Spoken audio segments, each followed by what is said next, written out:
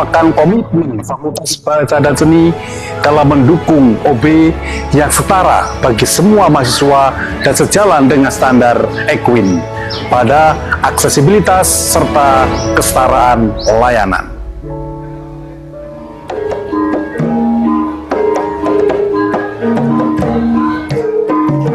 FBS UNES lebih dari tempat belajar. FBS UNES adalah tempat membentuk kecemerlangan masa depan. Mari kita bersinergi untuk menjadi universitas reputasi dunia dan pelopor kecemerlangan pendidikan yang berwawasan konservasi bersama Fakultas Bahasa dan Seni.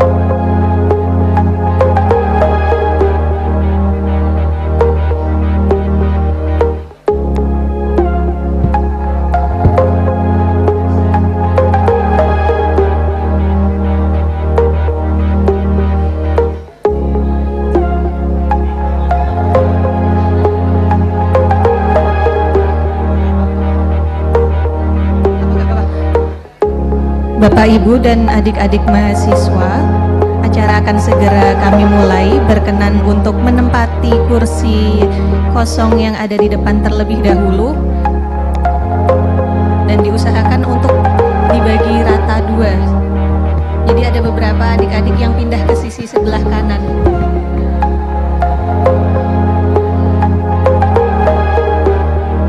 Cek. Ayo dibagi, yang bahasa Jepang sama bahasa Perancis boleh sebagian ke sana. Rau kedua juga boleh diisi, silakan. Ayo Eta maju. Ayo Sekong Jesse. Ami, Boci bisa ke depan. Ke depan Boci. Saya malah nggak tahu namanya siapa ya.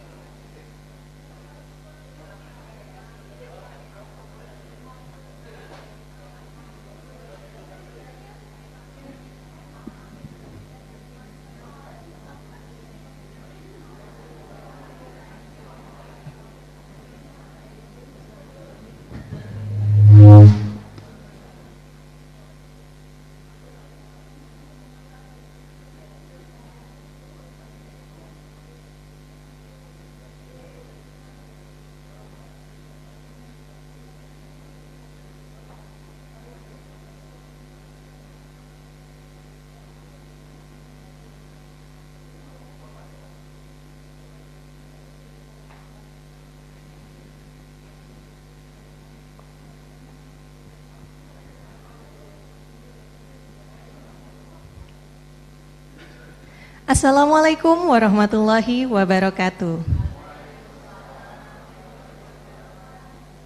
A very good morning to all. Welcome to the 3rd International Conference on Education, Languages, Literature, and Arts, ICOELLA 2026. This is the 3rd time for the Faculty of Languages and Arts, Universitas Negeri Semarang, to hold ICOELLA as an international forum for scholars, researchers, educators, artists, and practitioners from around the world. ICOELLA aims to provide a platform for sharing research findings, exchanging ideas, discussing current issues, strengthening academic collaborations in the field of education, languages, literatures, and art. This year's conference carries the theme, Digital Humanities in Advancing Sustainability Development and Education. Through this theme, we address a wide range of issues across digital innovation, language education, literature, the arts, the humanities, and sustainable development. Today's conference is also part of celebration of the 61st anniversary of Universitas Negeri Semarang, which was officially launched yesterday by the rector at Hotel Arus. My name is Umi Nur Laila Sulistiani, and I will be the host for today's event.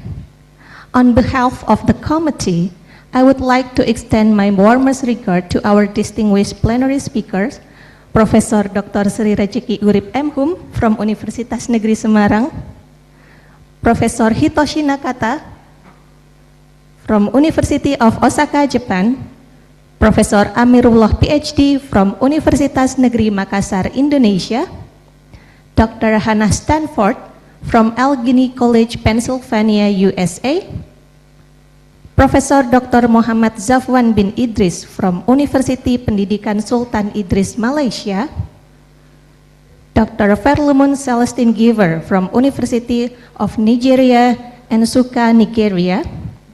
Thank you very much for being here today.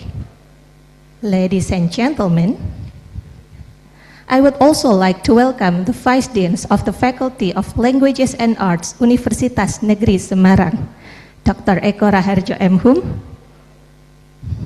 Dr. Muhammad Burhanuddin SSMA, and Bapak Muhammad Yusuf Ahmad Hashim PhD, and also the chair of the organizing committee of ICOELLA 2026, our moderators, presenters, and participants who have joined us from various institutions and countries around the world.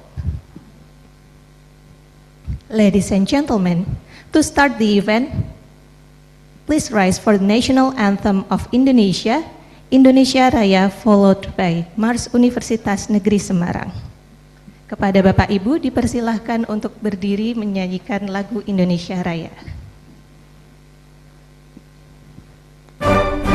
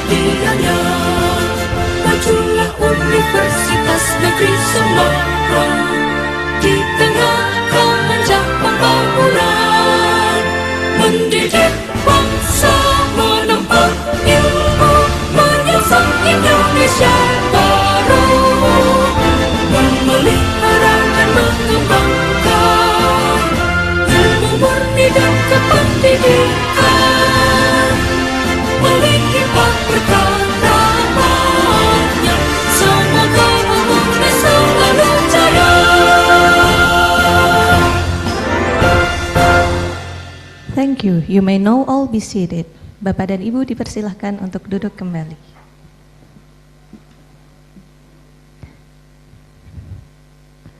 Before we continue, ladies and gentlemen, let us pray together for the success and smooth running of today's conference. The prayer will be led by Bapak Zuhrul Anam. To Bapak Zuhrul Anam, the floor is yours.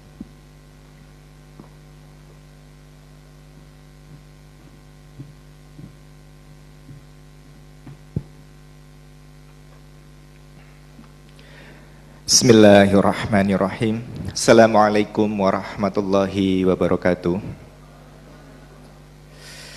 Ladies and gentlemen, before we proceed to the next agenda, let us take a moment to bow our heads and ask for a blessing from Allah Subhanahu wa Ta'ala. Allow me to lead the prayer for those who are Muslim. Please join me by saying Amin, and for those who are other faiths, you may adjust according to your beliefs.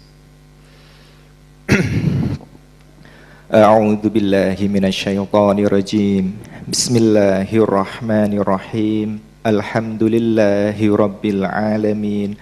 Hamdan yuafi ni'amahu wa yukafi mazidah. Ya Rabbana lakal hamdu walak kama yanbaghi li jalali wajhikal karimi wa 'azimi sultanik.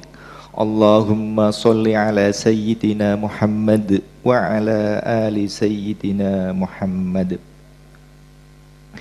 In the name of Allah, the most gracious, the most merciful.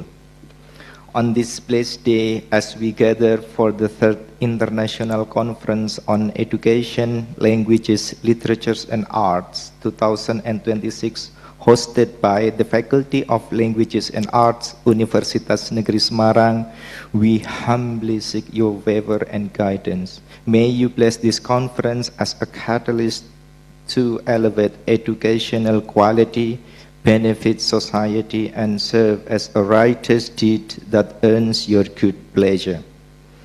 In the name of Allah, the bestower of all graces, grant us the strength to achieve our vision of becoming a world-renowned faculty and a pioneer of educational excellence rooted in conservation values.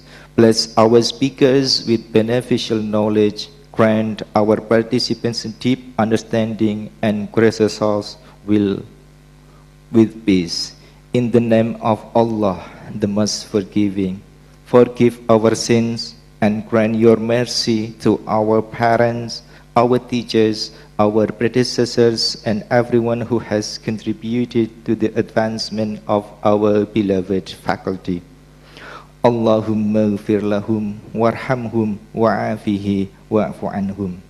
In the name of Allah, the absolute answerer of prayers, grant us health in mind and body, beneficial knowledge and blessed provisions. Enable us to turn to you in the sincere forgiveness before death. Grant us mercy at our passing and bestow your ultimate forgiveness in the hereafter. Amin ya rabbal alamin. Rabbana atina fid dunya hasanah wa fil akhirati hasanah wa qina adzabannar. Assalamualaikum warahmatullahi wabarakatuh.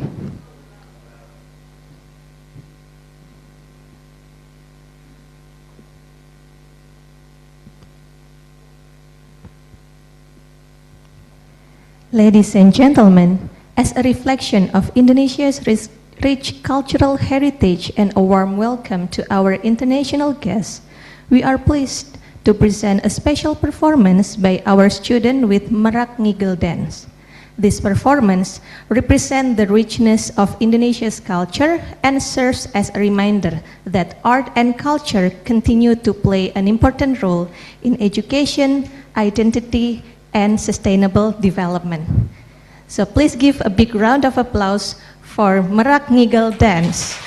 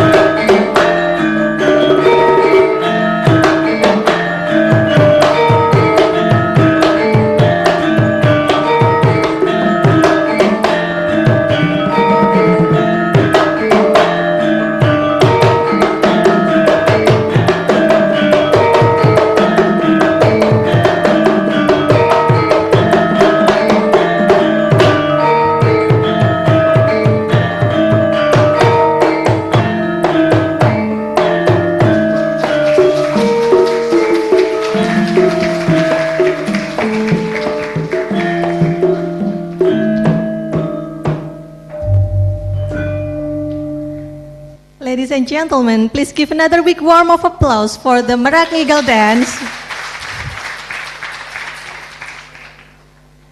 And this time, I would like to invite the chair of the organizing committee of ICOELLA 2026, Dr. Liz Pridona Diner, SPD, MPD, to deliver the welcoming speech.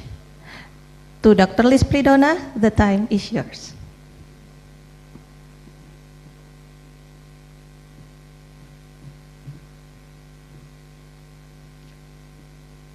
Honorable, the Dean of the Faculty of Languages and Arts, our distinguished speakers, all heads of study programs within the Faculty Language and Arts, all ICOELLA 2026 participants, and all esteemed guests whose names we cannot mention one by one. Assalamualaikum warahmatullahi wabarakatuh. Good morning and more greetings to all of you.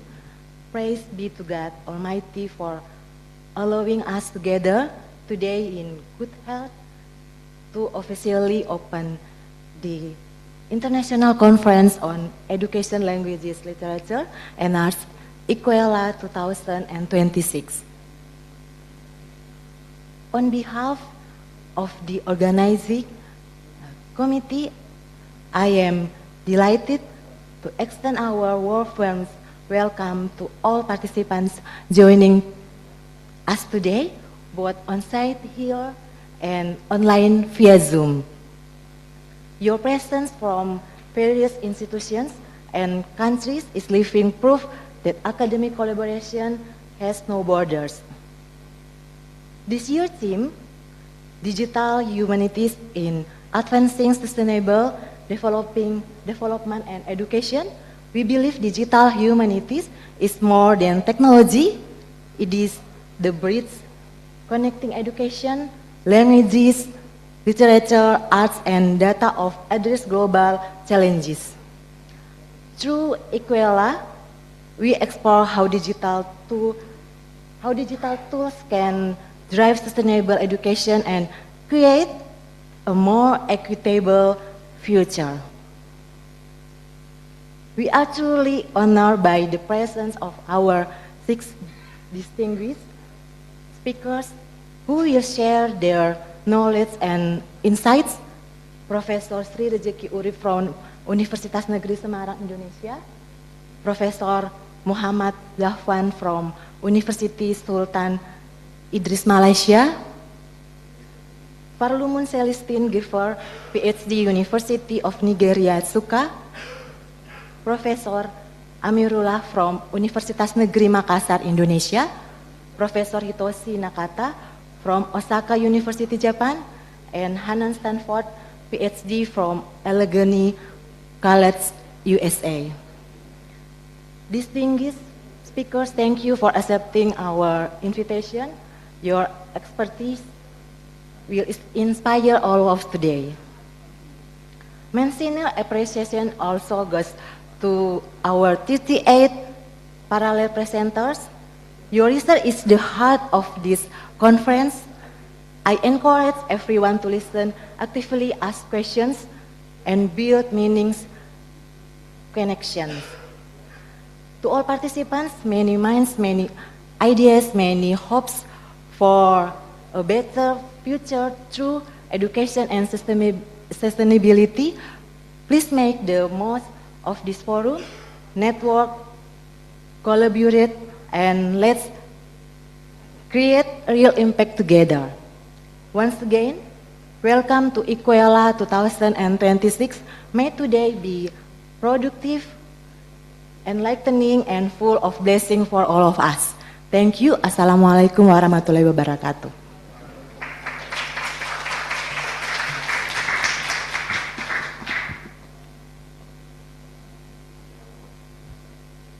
Thank you very much, Dr. Liz Pridona, for the welcoming remarks.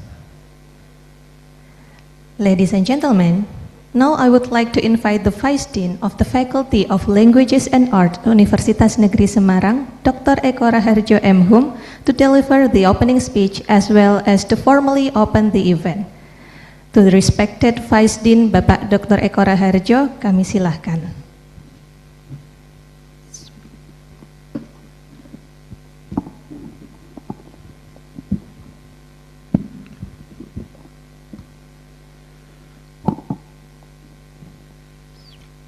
Assalamualaikum warahmatullahi wabarakatuh. Good morning. Distinguished keynote speaker Profesor Dr. Sri Rezeki Urip M.Hum, Honorable invited speakers Profesor Dr. Muhammad Jafwan bin Idris, Profesor Hitoshi Nakata, Dr. Verlum Karsten Gaver, Profesor Amirullah Abdul PhD, and Dr. Haninah Stanford. Excellent participant, researchers, scholars, ladies and gentlemen, a very good morning to you all. On behalf of the Faculty of Languages and Art, Universitas Negeri Semarang, it is my great pleasure to welcome you to the third International Conference on the Education, Language, Literature, and Art 2026. This conference marks the third international conference organized by the Faculty of Languages and Art, UNES. We are delighted to gather distinguished scholars, researchers, educators, and participants from various countries to share knowledge and ideas under the theme Digital Humanities in Advancing Sustainable Development and Education. ICOELLA 2026 is also part of the series of activities celebrating the Dies Natalis of UNES. The Dies Natalis celebration were officially opened by the rector of UNES on 24 June 2026 at Hotel Arus. Alongside other international seminars and academic events held across the university,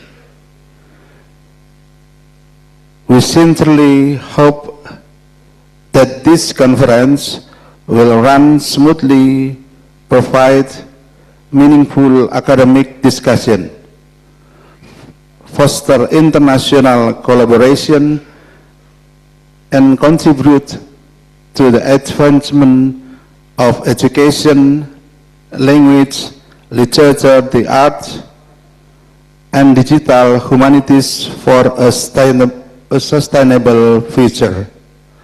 Now, it is a great honor for me as the Vice Dean of Academic and Student Affairs of the Faculty of Language and Arts, Universitas Negeri Semarang, to officially declare the third International Conference on Education, Languages, Literature and Arts, ICOELLA 2026 open. Thank you for your participation and support. Wassalamualaikum warahmatullahi wabarakatuh.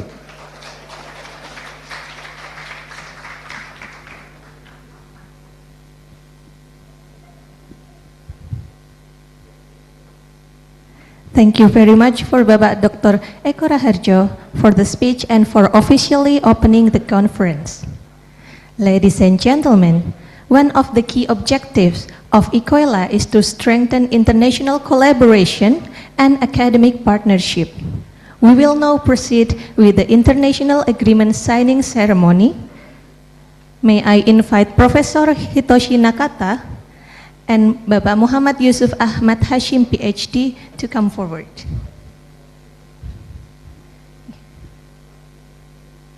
Kami juga persilahkan kepada Bapak WD1 dan Bapak Wakil Dekan 3, Bapak Wakil Dekan 2, mohon maaf, untuk mendampingi proses penandatanganan IA.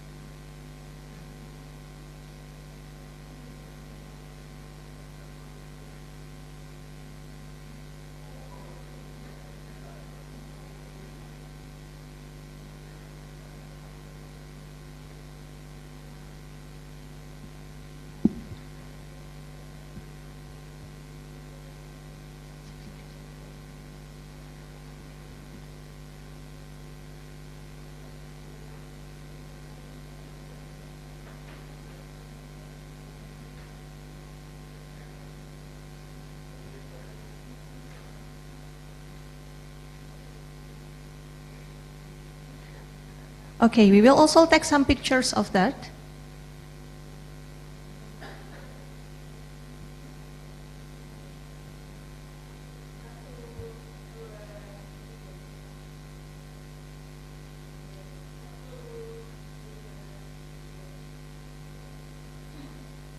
And as a token of appreciation, we would like to present souvenirs to our distinguished guest.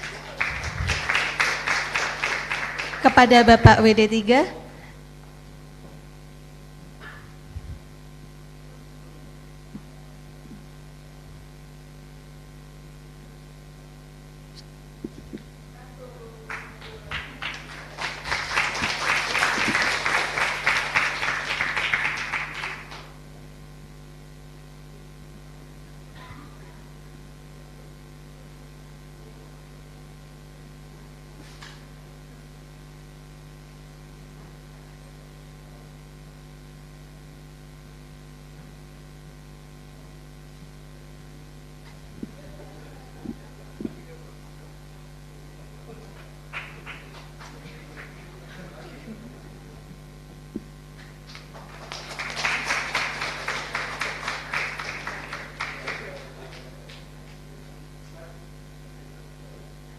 okay, so let's take some pictures together.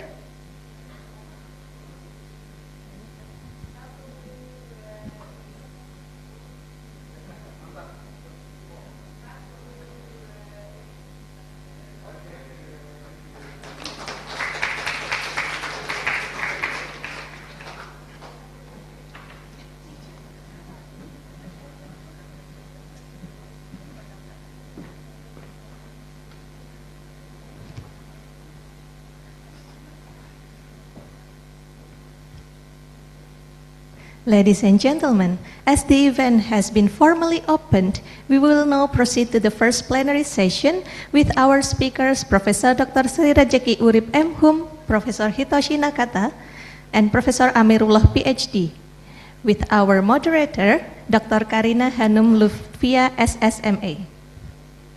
To Ibu Karina, the floor is yours.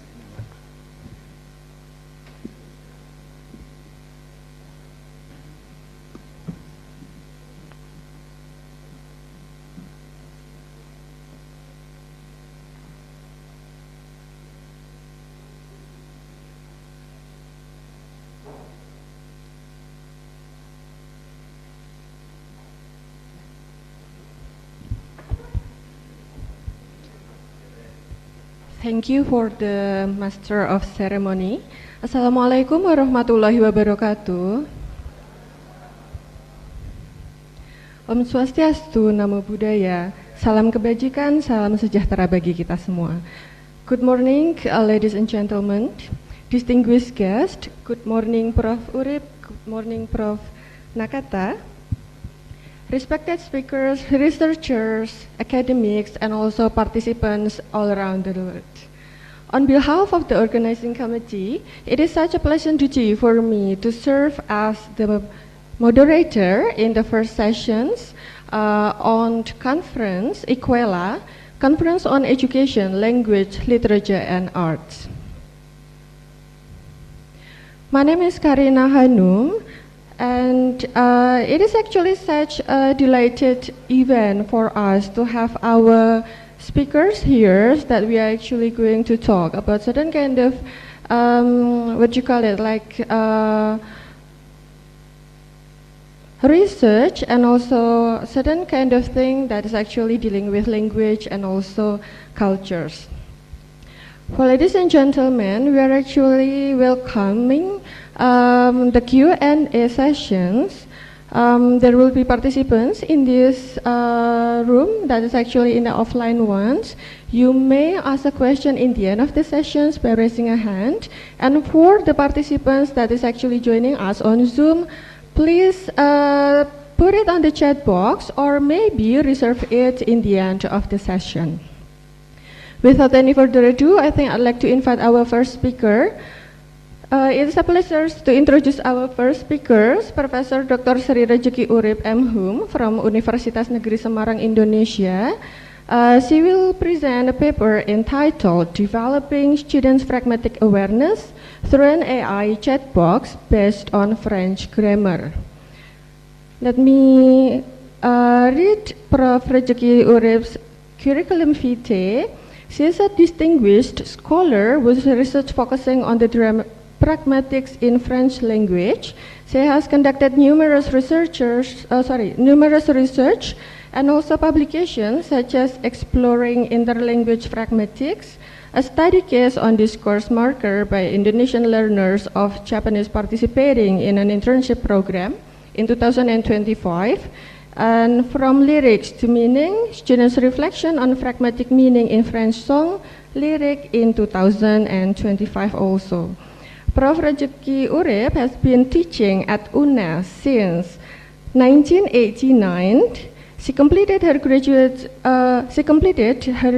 degree in Master at Universitas Indonesia in 1999 and took her doctoral degree at Universitas Negeri Semarang in 2012. So, are you ready, guys? So please join me in welcoming Professor Dr. Sri Rejeki Urip M. Hum. Prof. Urip, the floor is yours.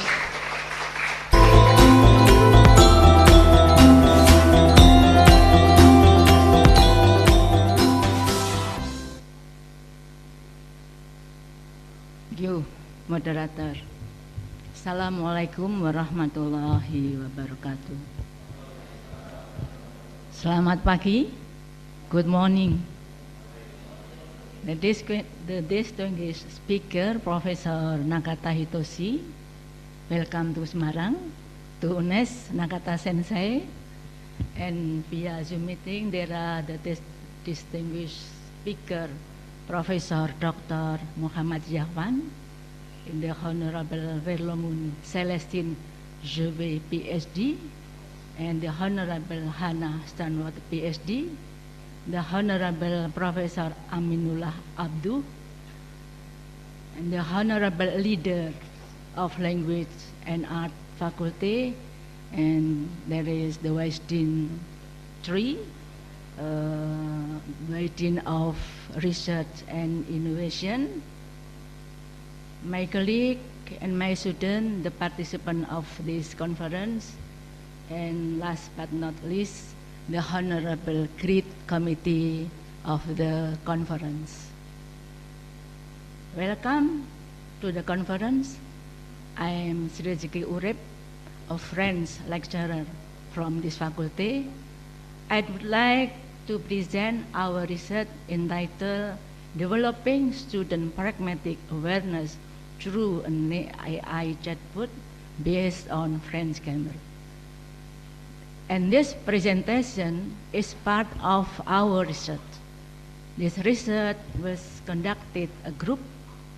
My friends some my friends are here. Yeah. Ibu Dia Fitri Widayanti, Dr. Dia Fitri Widayanti, Ibu Anastasia, my beloved Ayu Ratnawijaya MA, and Professor Dr. Roswita Lumbantobing from Yogyakarta State University, and Dr. Ira Mutiara Ningsih from Polines, Sambas, Kalimantan. And now we are still struggling to submit the article of this research. Yes. It's an obligation for us to submit an article. I ask permission to sit here. Yeah. French language learning. French is highly context dependent and rich in social nuances. The choice between tu informal and vous formal is not merely a matter of grammar. It reflects levels of familiarity, social hierarchy, and politeness in daily interaction. This choice can change subtly depending on the situation, the interlocutor status, or even the mood. For instance, a colleague usually addressed you at the office may be switched to vous during an official event or in front of upper management.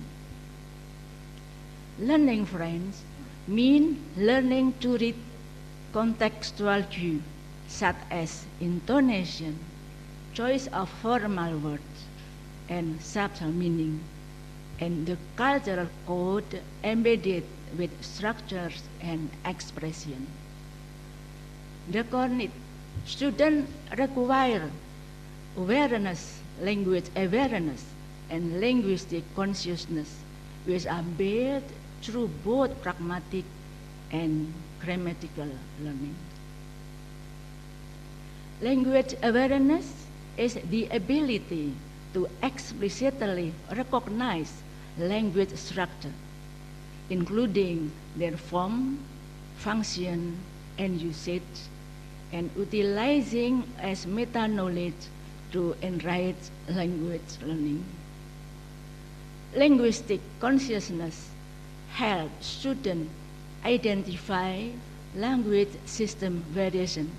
For example, the use of n and l deletion, and improve speech-style appropriateness in both planned and spontaneous situations.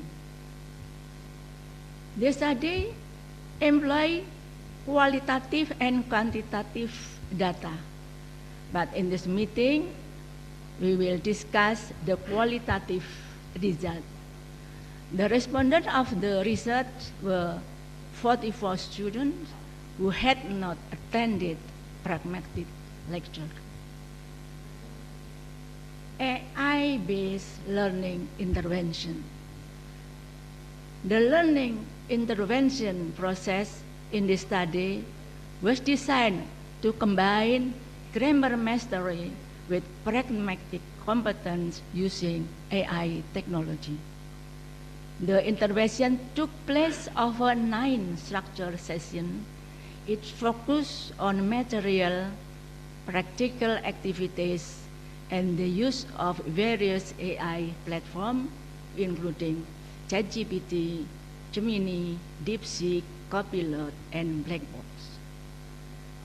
The session began with an introduction to the basic concept of the imperfect and the passé composé.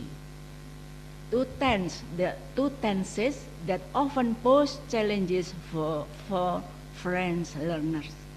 Students were encouraged to create narrative simulation that combine these two tenses and to label assertive speech act using AI. With the given prompt, they can get a complete explanation both grammatically and pragmatically. From Gemini, yeah, I took Je lisais tranquillement quand soudain le téléphone a sonné. I was reading peacefully when suddenly the phone rang. This activity helped them to see how the different tense and affect the meaning and function of sentences in narrative context. The AI analyzed completely, grammarly, and pragmatically. In the next meeting, the topic shifted to future prose with complement d'object direct, direct object, and indirect object, which are used to express future plans or action. Students created dialogue describing this plan and played the game who will do what. To hone their understanding, Gemini was used to label speech act in dialogue, allowing students to directly observe the relationship between language and form it in its communicative purpose. I took from Gemini, the sentence, attends, je vais t'aider. Wait, I'll help you. Which be analyzed completely by AI grammatically and pragmatically. There are permissive speech act and politeness in this sentence. If we see this sentence as a grammatical, that is utterance. If we see this as pragmatic. The topic then progressed to social speech act, such as greeting, expression of feelings, and apologies.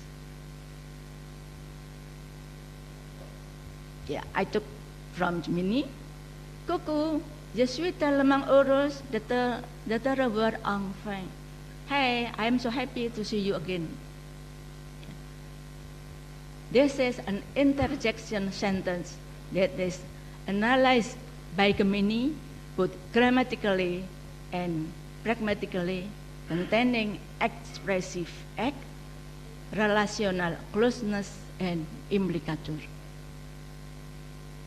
Students' pragmatic awareness was further deepened in a meeting on the axis on politeness, with a focus on the use of tu and vous as marker of social distance. I took the data from the Gemini, all of the information from Gemini, how they analyze pragmatically, grammatically, and pragmatically. Grammatical analysis, structurally, both sentence, context and first sentence, context, est-ce que tu peux m'aider? In English, can you help me? Informal register. Context B, est-ce que vous pouvez m'aider? In English, it's the same. Can you help me? Formal, plural. In French, it's different, the structure. Grammatically analysis, both sentences share the same syntactic framework, but differ in grammatical person and verb agreement. Est-ce que is a standard interrogative phrase used to form a closed question. Tu or vous, second person, subject pronoun. Tu in singular, vous in plural, but sometimes it's used for polite, formal, singular.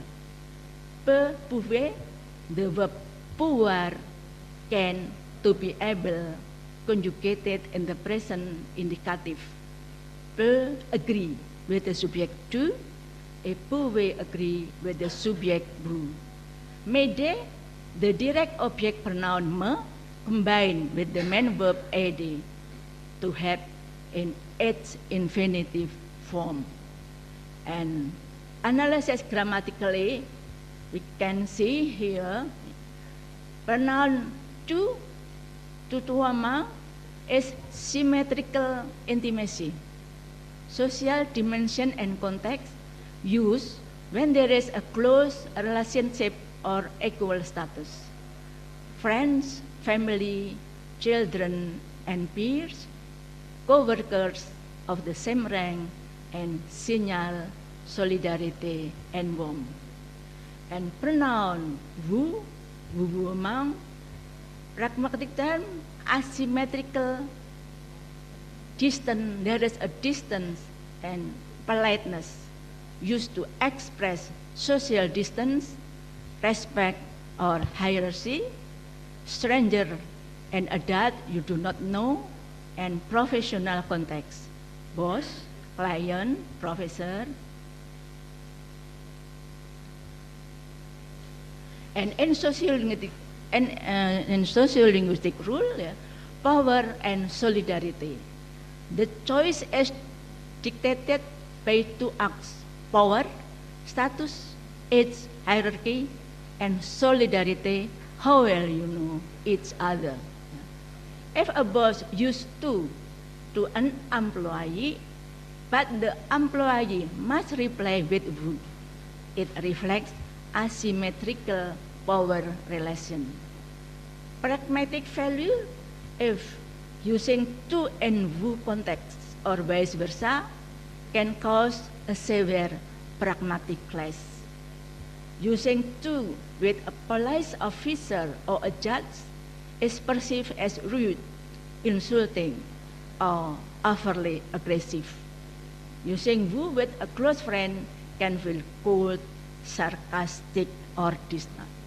And this language intuition can be learned. The following results are the result of research respondents' reflection on AI chatbot. There are many reflections about positive feelings toward AI usage.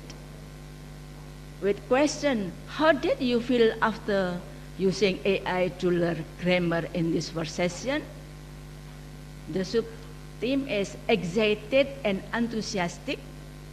I felt very happy and excited after this session learning grammar using AI. Very fun because it creates a new atmosphere in learning.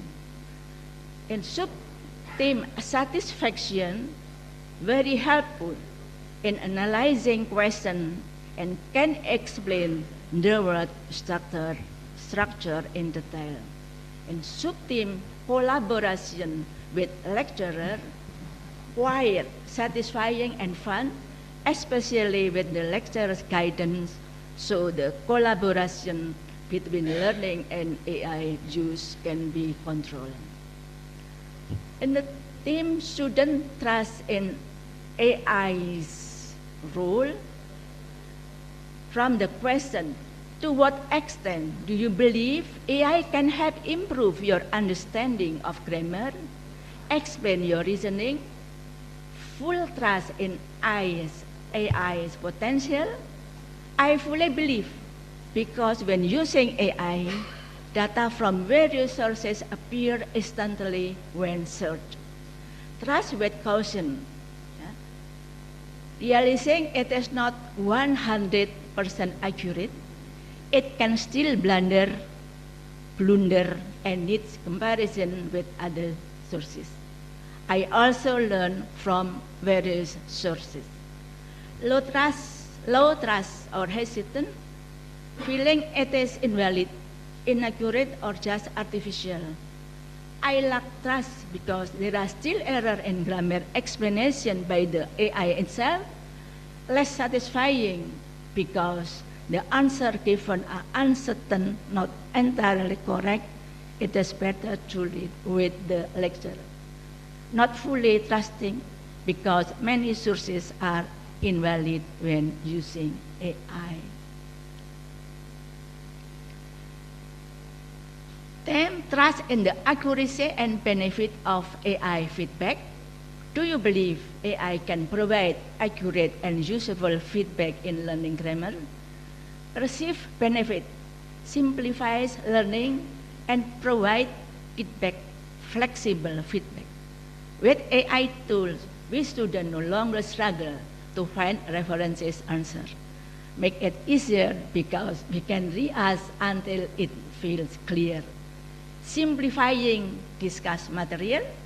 Sometimes I don't understand that lecturer's explanation and up asking AI to explain it in the simplest language possible.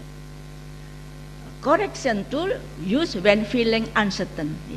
I feel AI to correct if I feel unanswered. The team AI cannot replace. It's important, the lecturer's role. Do you feel AI can replace or complement the role of lecturers in grammar learning? Lecturers are more accurate and interactive? No. AI is just a learning tool where we still need accurate and clear information from the lecturer. AI lacks context and read insight? No, because it is not equipped with accurate context and understanding. ChatGPT is only a complementary tool. The originality of knowledge will always return to human. Future expression of the respondent of this research. What are your expectations for the use of AI in grammar learning? Team A, AI as a tool to ease learning. I hope that with AI, learning grammar become easier. Team 2, ethical expectation, keeping students motivated, not lazy, and preventing misuse.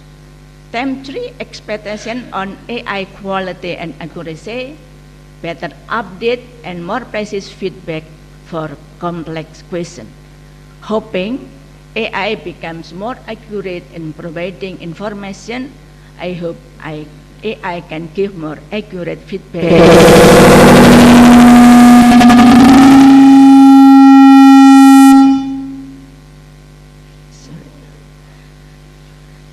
To help in grammar learning.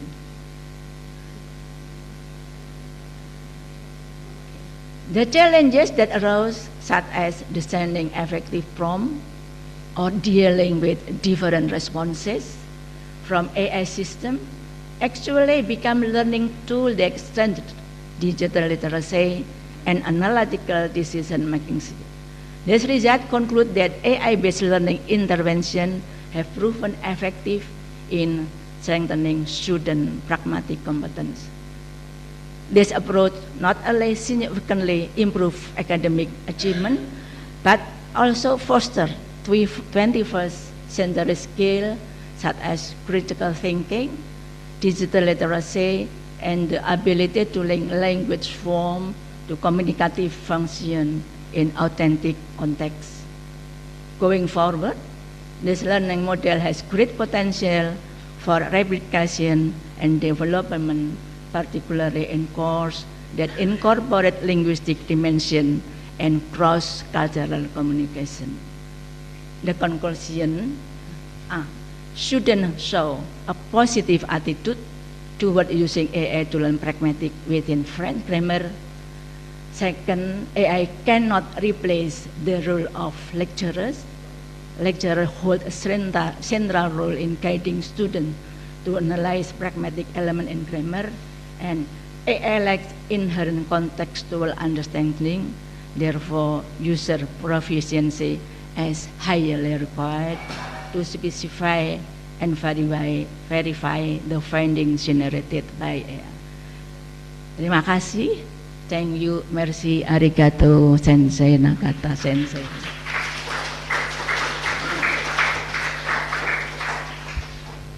Thank you, Prof. Dr. Sri Rejeki Urep. Thank you all the participants for the round applause. It is actually indeed such an interesting topic on the AI and pragmatic in French language especially.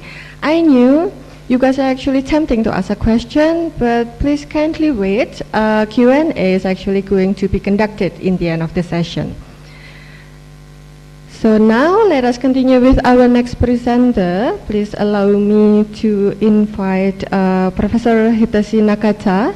Beforehand, our distinguished speaker, Professor Hitoshi Nakata from University of Osaka, is an expert in Japanese linguistics and grammar theory. He graduated from his bachelor degree in study of foreign language in 1988 and his master degree in language and culture in 1992. Let me read some publications of Prof. Nakata. At the first place, actually, the classification of the Japanese additive societe. Second part, a study of equivalent forms of Noda in the Hokkien dialect of Yamaguchi Prefecture. And last part that I cited, there will be numerous publications for sure, is a study of the sentence final particles ho and so in Nagato dialect. He was also the representative of the Society for the Study of Japanese Language and Cultures in 2015 until 2019. So here I present to you Professor Nakata within the presentation entitled A Japanese Discourse Marker JA, a comparative analysis of native speaker and learner usage. Prof. Nakata, the time is yours. Thank you very much for your kind introduction.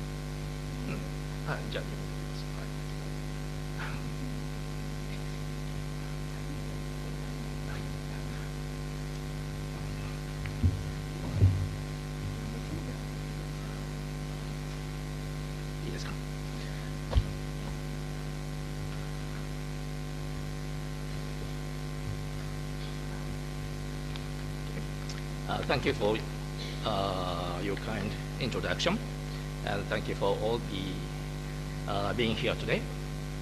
Today, I would like to discuss how the Japanese word "ja" is used. 今日は、日本語の「じゃ」という形を、どう使うか、インドネシア人学習者がどう使っているか、日本人はどう使っているかを話します。Saya izin untuk hari ini menerjemahkan ya.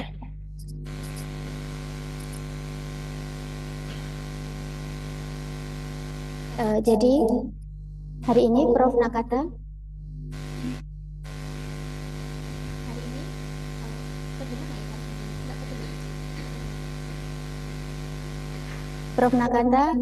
akan mempresentasikan tentang penanda wacana bahasa Jepang ja, analisis perbandingan pola penggunaan oleh penutur asli, native speaker bahasa Jepang dan pembelajar bahasa Jepang.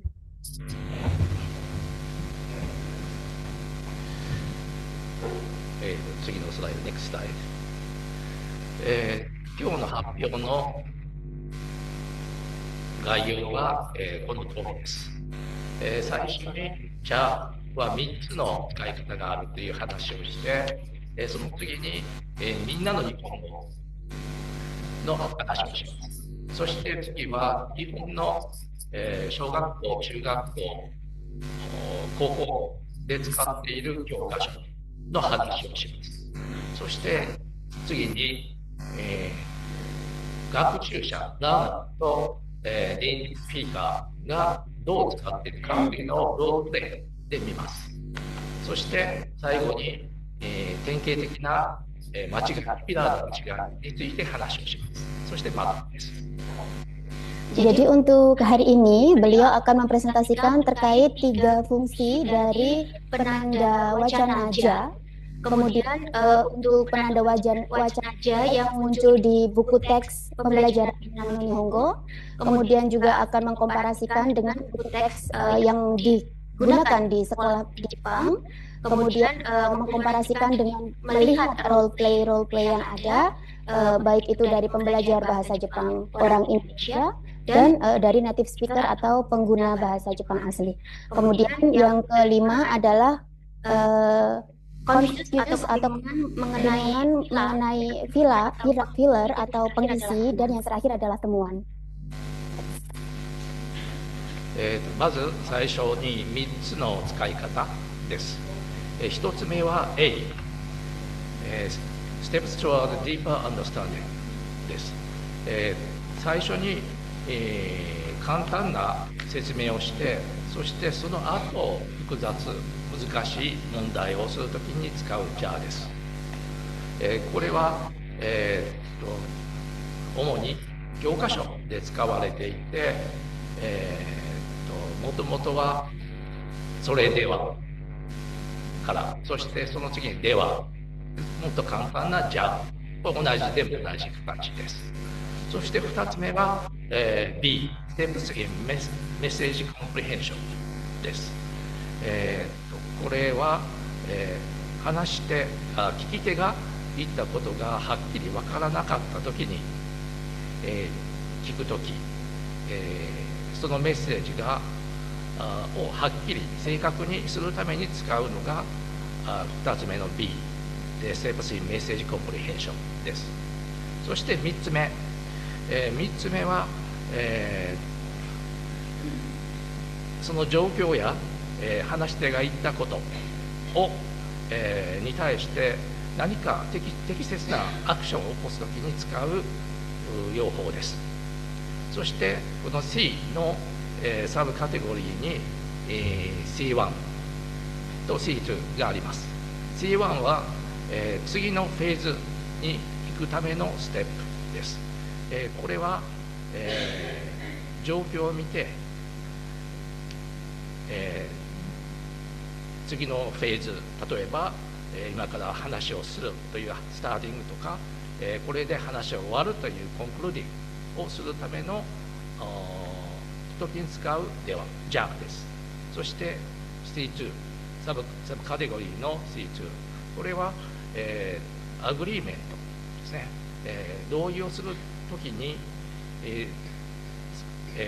その都度、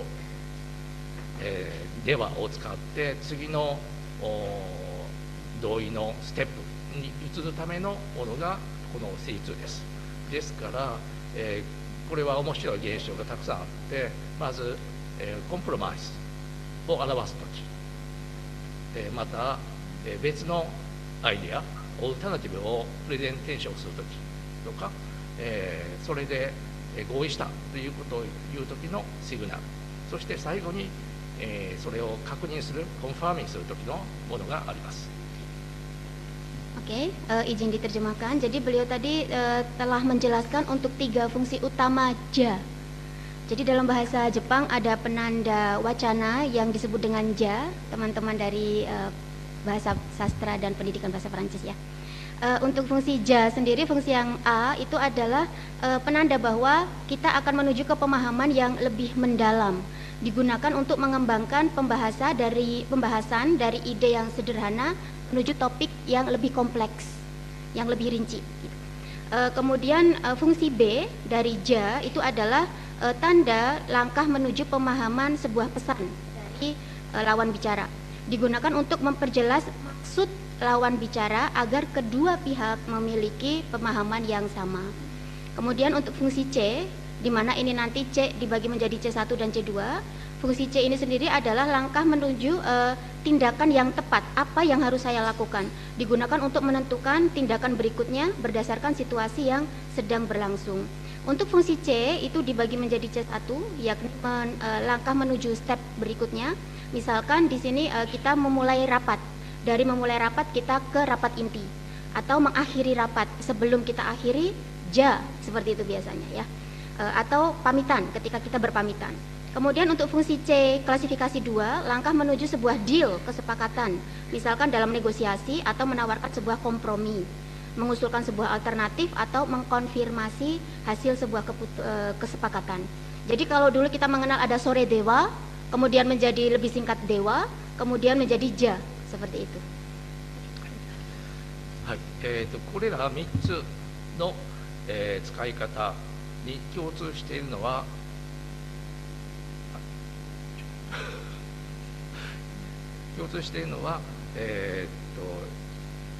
今からmoving forward to という意味です。例えば、物事を、深くアンダースタンドするためのもの、そして、知らないこと、わからないことを、分かるようにするためのこと、そして、新しいアクションを起こすためにさらに、前に進めること、そして、これら全てに共通するのは、精神的にも心も社会の関しても、さらに前に進めていくということが、つまりそれはエラボレーションということが共通しています。Untuk fungsi-fungsi yang tadi dijelaskan itu ada persamaannya ya, di sini adik-adik dari pendidikan bahasa Jepang. Jadi yang pertama itu adalah adanya pemahaman yang lebih mendalam, itu semua sama, fungsi A, B, C itu sama. Kemudian dari hal yang tidak diketahui menjadi diketahui, kita juga menggunakan penanda wacananya ja. Kemudian dari satu step itu kita ke langkah yang baru, itu juga kita menggunakan ja. Jadi persamaannya itu ya. Dan ini adalah penanda bahwa oke, setelah ini kita akan mengambil tindakan. Itu kita juga menggunakan ja, baik itu A, B ataupun C.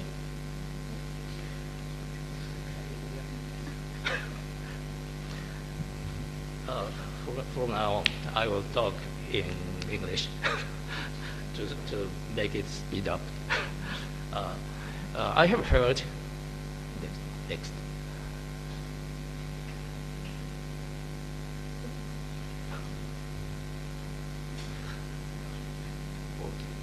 I have heard that Minna no Nihongo Shokyu is a textbook used in the Department of Japanese Language.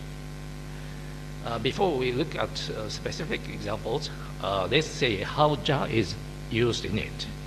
Because the learner's textbook, Minna no Nihongo, focuses on conversation, uses A was not found. 0. And uses B is typically expected when the other person's intention is unclear, while such situations naturally happen in conversations. This usage was not found in this textbook. Considering that native Japanese speakers use this often, teaching this usage to learners seems essential. As a result, all instances of ja in these Japanese textbooks were usage C.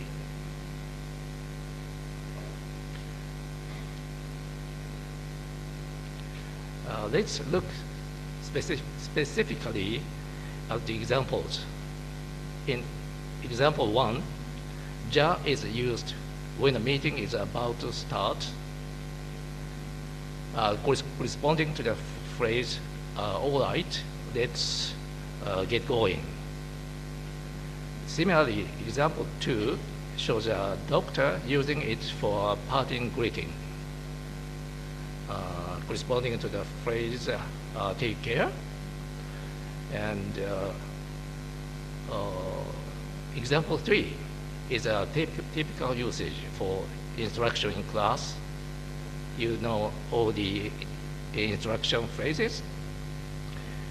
This usage C1 makes up 20% of usage C. The remaining 80% is usage C2. Example 4 is a shopping scenario where the customer decides the price of the wine is okay, the customer uses ja to move the situation forward by signaling the next action, which is buying the wine, corresponding to the phrase, okay, I'll take it. And example 5 similarly shows a bank clerk using ja to guide a customer at an ATM, actively moving the situation forward. All right.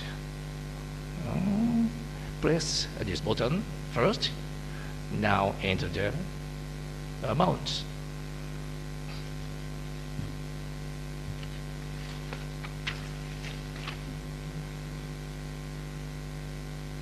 Next, school textbook in Japan. Let's look at textbooks used in primary, middle, and high schools in Japan. They standardly use formal written expressions rather than casual conversations. From basic concept, therefore, it naturally appears in its original form, dewa, or sore dewa, rather than ja. These textbooks are written to move the reader's understanding forward from basic concept to harder ideas. Because of this, usage A using dewa is very common at 88%. It serves as a logical marker to move the discussion forward to a more challenging task, followed by usage C1 at 12%.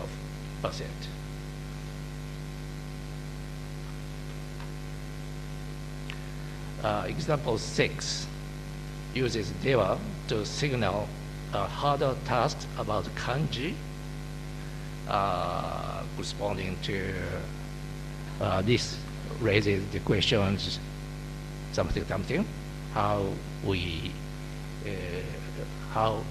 well character is created for da. And example 7 talks about daily traffic accidents. It uses dewa to move the discussion forward to a harder question of why they happen so often.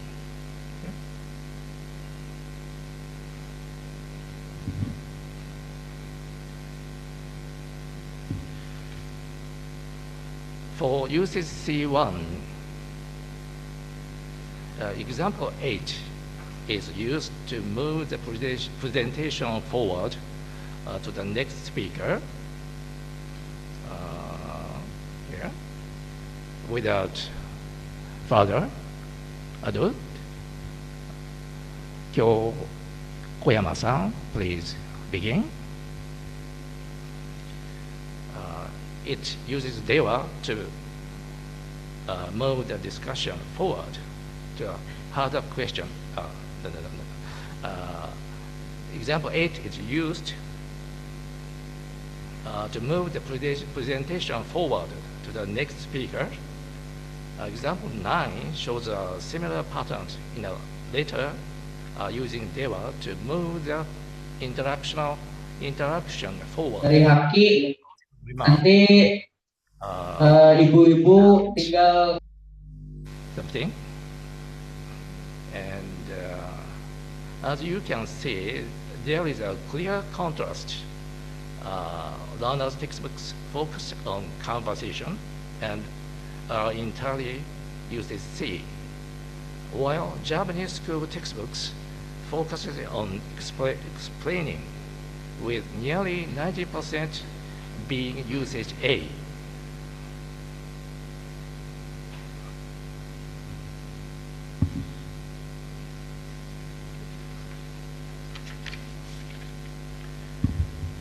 First, let me explain the role-play data from the NINJA, National Institute for Japanese Language and Linguistics, IJAS Corpus. We focus on Indonesian learners of Japanese compared with native Japanese speakers. The exact texts are shown on the slide. The request task, this is reduced shifts, and the refuse task, this is refusing to move the kitchen. There are 50 participants for each role play, making 100 cases in total.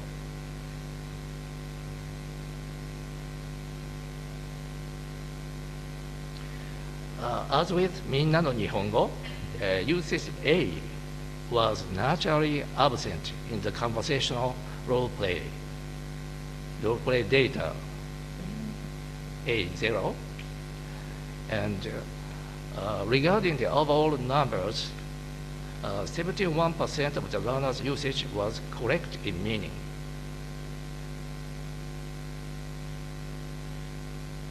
While 29% were misused as mere fillers. Although I will discuss this 29% of errors later in section 5, for now,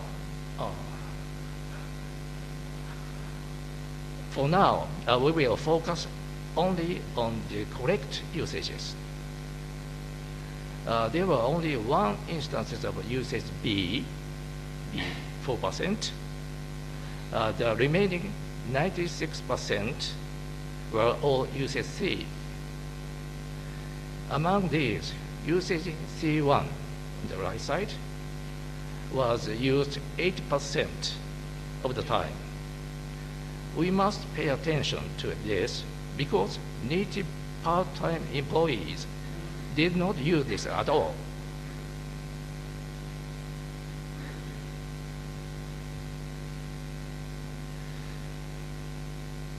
In the following examples, please note that the manager's job is highlighted in blue, and the employee's job is in red. Example 10 shows the one and only usage B. Following the employee's refusal to move the kitchen, the first line, the manager suggests another idea using JA, the blue line, to move the negotiation forward to the next step. The employee agrees the next step that that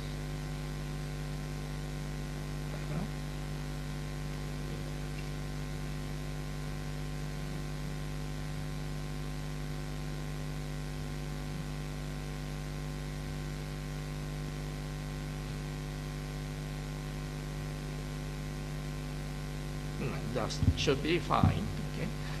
And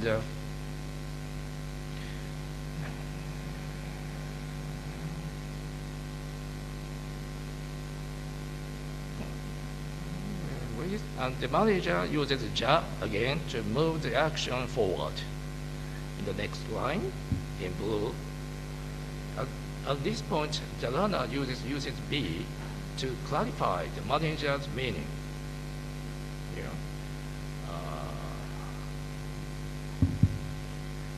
At this point, the learner uses B to clarify the manager's meaning in the red, making sure that both speakers move forward with the same understanding.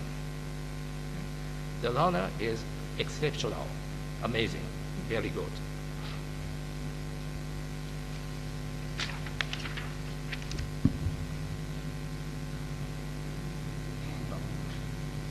The rest were usage C. Example 11 is a C from the request task. Hearing a change in the employee's proposal, the red lines, the manager uses B JA in the blue line to check the intent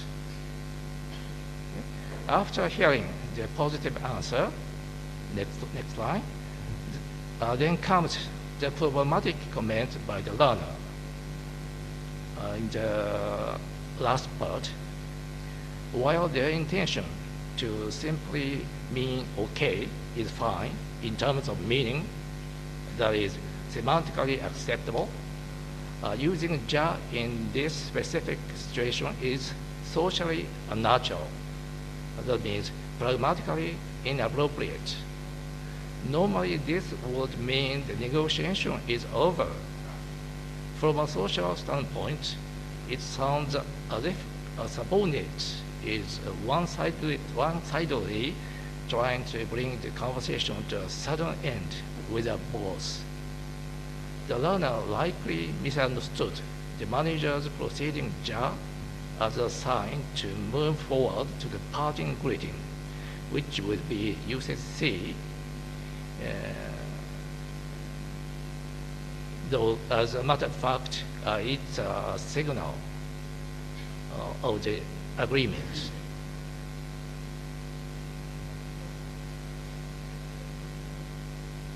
Example 12 shows usage C2. The learner probably uses usage C to actively move the negotiation forward by proposing a compromise. The red. When the manager hesitates, next line, the employee again properly tries to move forward by exploring another plan in the red. Naturally, the usage C2 ja is used by the manager as well to state they will think it over in the blue. Because usage C2 appears frequently in Japanese textbooks, learners seem to be able to handle it smoothly as far as C2 concerned.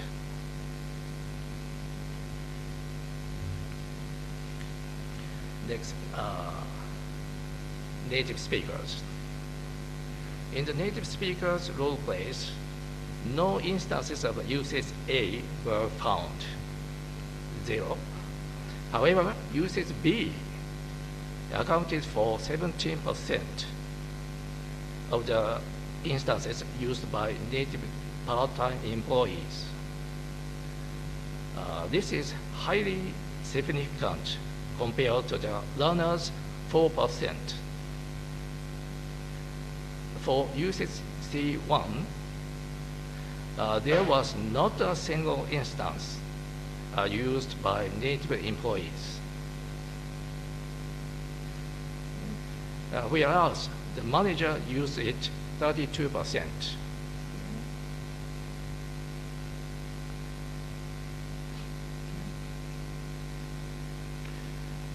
This shows it's mainly meant for a boss speaking to a worker. Now let's see how these usages look in conversation.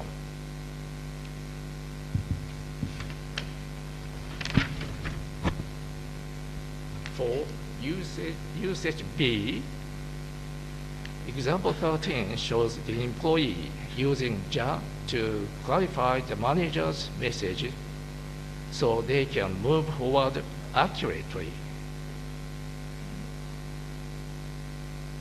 Similarly, example 14 shows the employee reconfirming the manager's proposal before moving forward. The red lines in 13 and 14, these are all question style to make it clear. And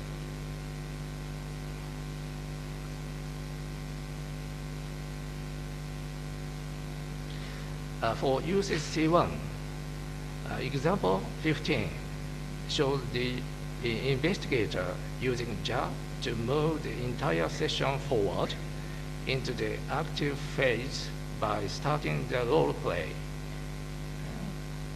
All right, in the red, and OK in the red.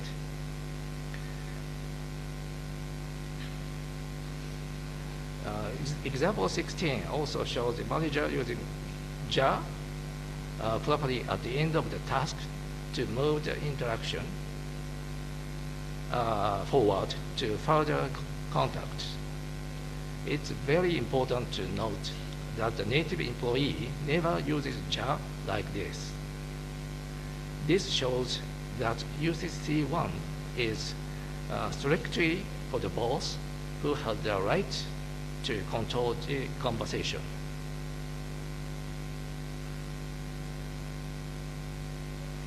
For UCC2, in example 18, the employee uses jar to offer a counter proposal to move the stalled negotiation forward. First, let's see 18. Employee uses jar to offer a counter proposal to move the stalled negotiation forward.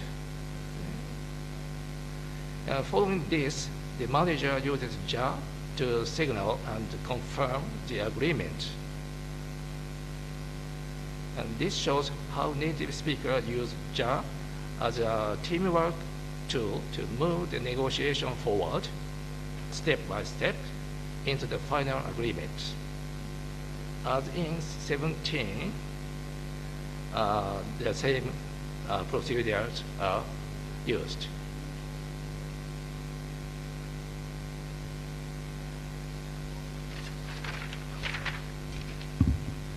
Example 19 shows jar successfully moving the negotiation forward toward a shared agreement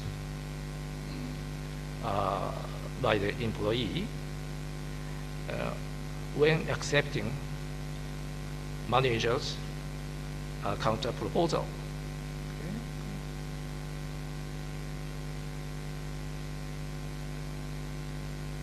And example 12 also show the manager using jar to propose compromises since it's in starting with well, or signal agreements starting the line all right in the blue, steadily moving the process forward at various stages.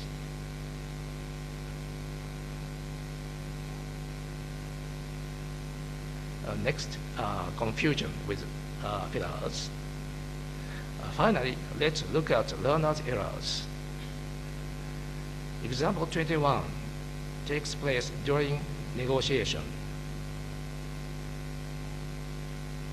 Okay. The learner is simply answering a question without taking any steps to move the negotiation forward here. Since they are just searching their memory or checking their schedule and not advancing the situation. So it would be normal to use another filler, eto, instead. Example 22 shows the same error in answering a question.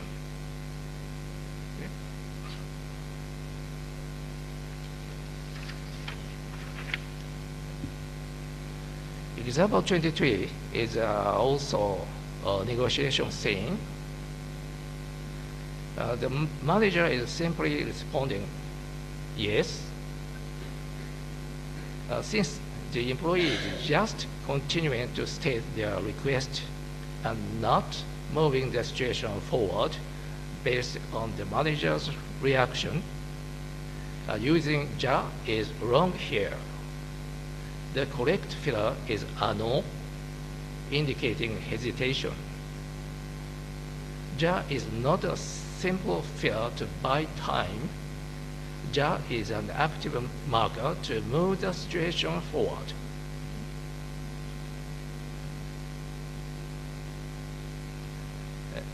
To summarize our findings, first, the very low number of uses B among learners is likely because Japanese textbooks do not teach how to use ja to move conversation forward with a shared understanding. Second, usage C1 is restricted when speaking to bosses because it involves controlling and moving the interaction forward. It's essential to teach power dynamics and relations.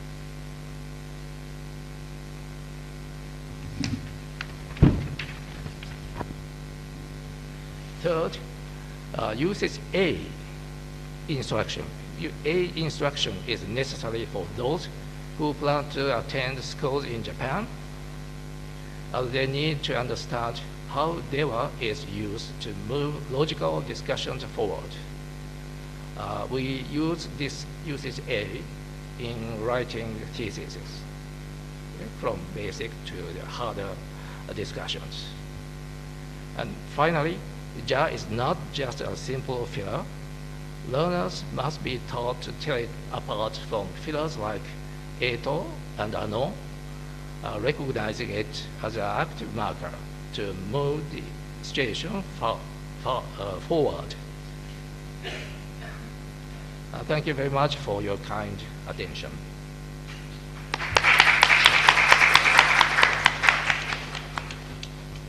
Thank you so much for the fruitful material. That is pretty much comprehensive. Thank you so much for all participants for the round applause.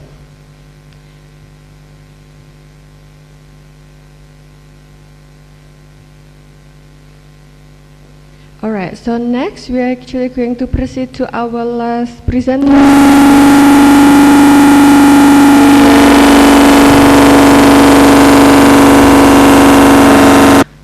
Universitas Negeri Semarang Indonesia.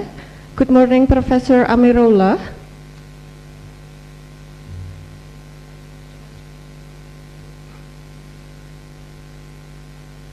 Good morning, everyone. Thank you for joining us. All right, so let me introduce the CV of Professor Amirullah Abduh. We are now having the session with Professor Amirullah online on Zoom. He has been teaching at Universitas Negeri Makassar since 2010. He completed his master's degree from Victoria University, Melbourne, Australia in 2008 and continued completing his doctoral degree from the same campus in 2015. Within the thesis entitled Bilingual Higher Education in Indonesia, Negotiating Imagined Identity and Multifaceted Forms of Investments. That's actually very interesting. Some of his numerous publications, I'd like to mention only two from all of them. At the first place, there is Cultural Education, Managing Cultural and Linguistic Diversity. And second part, multicultural education to support internationalization of university, implication for English medium instruction. Please join me in welcoming Professor Amirullah Abduh, PhD. Professor Amirullah, the floor is yours. Thank you. Thank you, Bu Rafa ya. Karina, Professor. Bu Karina, Prof Karina. Well, Bismillahirrahmanirrahim. Assalamualaikum warahmatullahi wabarakatuh. First of all, praise be to Allah for His blessing, and the second most important one is salam bin taslim for the Prophet Muhammad sallallahu alaihi wasallam as the messenger of Allah. Well, today I'd like to share the visible everyone. Do I have shared the screen? Let me repeat.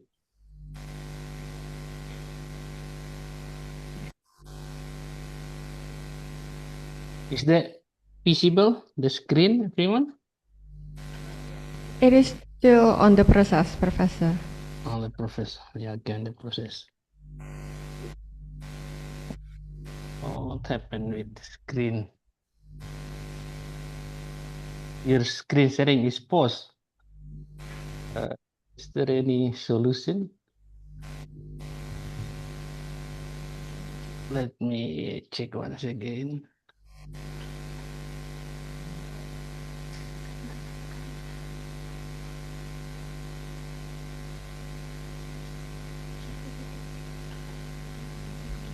All right. Is it allowed if our committee would like to share the presentation, Professor? Yes, please. Yes, please. Yes, please. Oh yeah. Now it is clearly visible.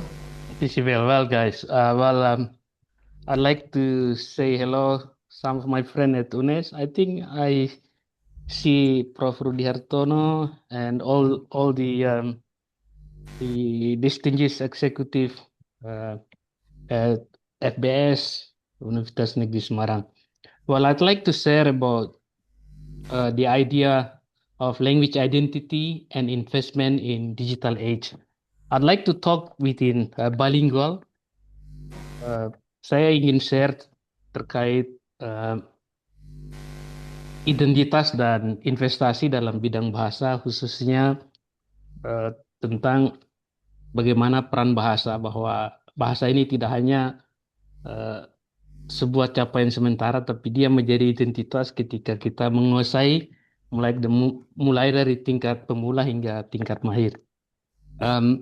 Saya ingin awali bahwa there are two debates in language mainstream at the moment. The first one is about language investment. The second one is about linguistic imperialism. Well, I'd like the linguistic imperialism views that language is only learned and taught when it is necessary, when people are ready to learn something, which is what we have. I think some of the example of the policy of linguistic imperialism is when, for example, any languages, not only English, Indonesia, Bahasa Jawa, and any local languages are not taught in primary school, while other people in overseas, for example, they learn other languages as early as possible. While on the other hand, view that languages investment should be taught very early as possible, as for example, the new Ministry of Basic and implement the new policy to start teaching any other second or foreign language as early as possible. Memang dua perdebatan yang selalu mendominasi kebijakan bahasa. Apakah bahasa itu diajarkan sejak dini atau tidak? Dalam perspektif imperialisme, bahwa bahasa itu bisa ketika bahasa lain diajarkan, itu akan mempengaruhi bahasa ibu atau bahasa pertama. Sehingga salah satu implikasi dari kebijakan ini, kita melihat bahwa dulu kita pernah mengajar bahasa Inggris di SD, pernah mengajar bahasa lain di SD. Tetapi karena kebijakannya menganggap bahwa ketika bahasa lain diajarkan, maka akan merusak bahasa ibu maupun bahasa nasional. Atau sebaliknya, kebijakan bahasa nasional yang menganggap bahwa ketika orang lain belajar bahasa daerah, belajar bahasa asing, maka akan merusak bahasa nasional. Itulah salah satu contoh kebijakan linguistic imperialism yang beberapa tahun kemarin kita implementasikan di Indonesia. Sehingga implikasinya adalah di SD tidak ada, ini kan baru-baru ada kesadaran ya bahwa bahasa itu sebagai investasi. Makanya bahasa daerah, bahasa asing, dan bahasa nasional dia bisa paralel di berbagai macam aktivitas dan mulai diajarkan sejak sedini mungkin. Nah, sehingga saya sendiri berpendapat bahwa karena setiap manusia, because everyone has acquired with language acquisition device, setiap orang dibekali dengan alat pemerolehan bahasa yang sangat jauh lebih cerdas daripada artificial intelligence, maka bahasa-bahasa itu kalau dia dianggap investasi, maka bahasa daerah, bahasa nasional, bahasa asing, berapapun bahasa asing yang diinginkan, maka akan diajarkan sedini mungkin sehingga mencapai pada tingkat yang diinginkan. Kalau dia menjadi investasi, maka tujuan akhir dari sebuah bahasa adalah bagaimana orang menguasai bahasa itu sebagai sebuah identitas. ketika seseorang, tidak hanya orang Indonesia yang belajar bahasa asing, tetapi juga orang asing yang belajar bahasa Indonesia, dia ingin dikenal bahwa dia mahir berbahasa Indonesia. Itu adalah contoh sebuah identitas. Karena saya setuju dengan katanya Norton, identitas itu adalah how a person understand their relationship to the world. How that relationship is constructed over time and space. And how the person understand possibilities for the future. Jadi ternyata bahasa tidak hanya berubah sesuai ukuran time and space, tetapi juga mempengaruhi interaksi manusia dengan lingkungannya dan persepsi manusia dengan apa yang diinginkan di masa akan datang. Saya ambil contoh anak-anak kita yang sekarang ada di bahasa daerah, ada di bahasa Indonesia, ada yang sedang belajar bahasa Inggris. Dia selalu memvisualisasikan dirinya, dia mau ingin jadi apa di masa akan datang. Itulah yang dimaksud dengan how the person understand possibilities for the future. Atau bahasa lainnya yang menurut Bonnie Norton adalah the future of self. Ya, the future of self. Itulah salah satu contoh bagian dari sebuah identitas bahasa ketika kita sudah mau belajar, menekuni, dan sampai mahir betul dalam bidang kebahasaan. Jadi dalam perspektif tidak hanya bahasa daerah, bahasa nasional, maupun juga bahasa asing. Karena semua bahasa dalam perspektif saya adalah sebuah investasi. Makanya di bagian kanan adalah language and investment. Kalau dia investment, maka suatu saat kita akan mendapatkan return of investment. Ya, maka di sisi kiri ada return of investment. Nanti kita lihat. Kalau sebagai sebuah investasi, ada bahasanya Bonnie Norton di bawahnya. If learner invest in a second language, they do so with the understanding that they will acquire a wide range of symbolic and material resources, which in turn increase the value of their symbolic capital. Yang dimaksud dengan symbolic capital ini bermacam-macam. There are different ways of symbolic capital. Ya, can be appreciation in terms of psychological capital.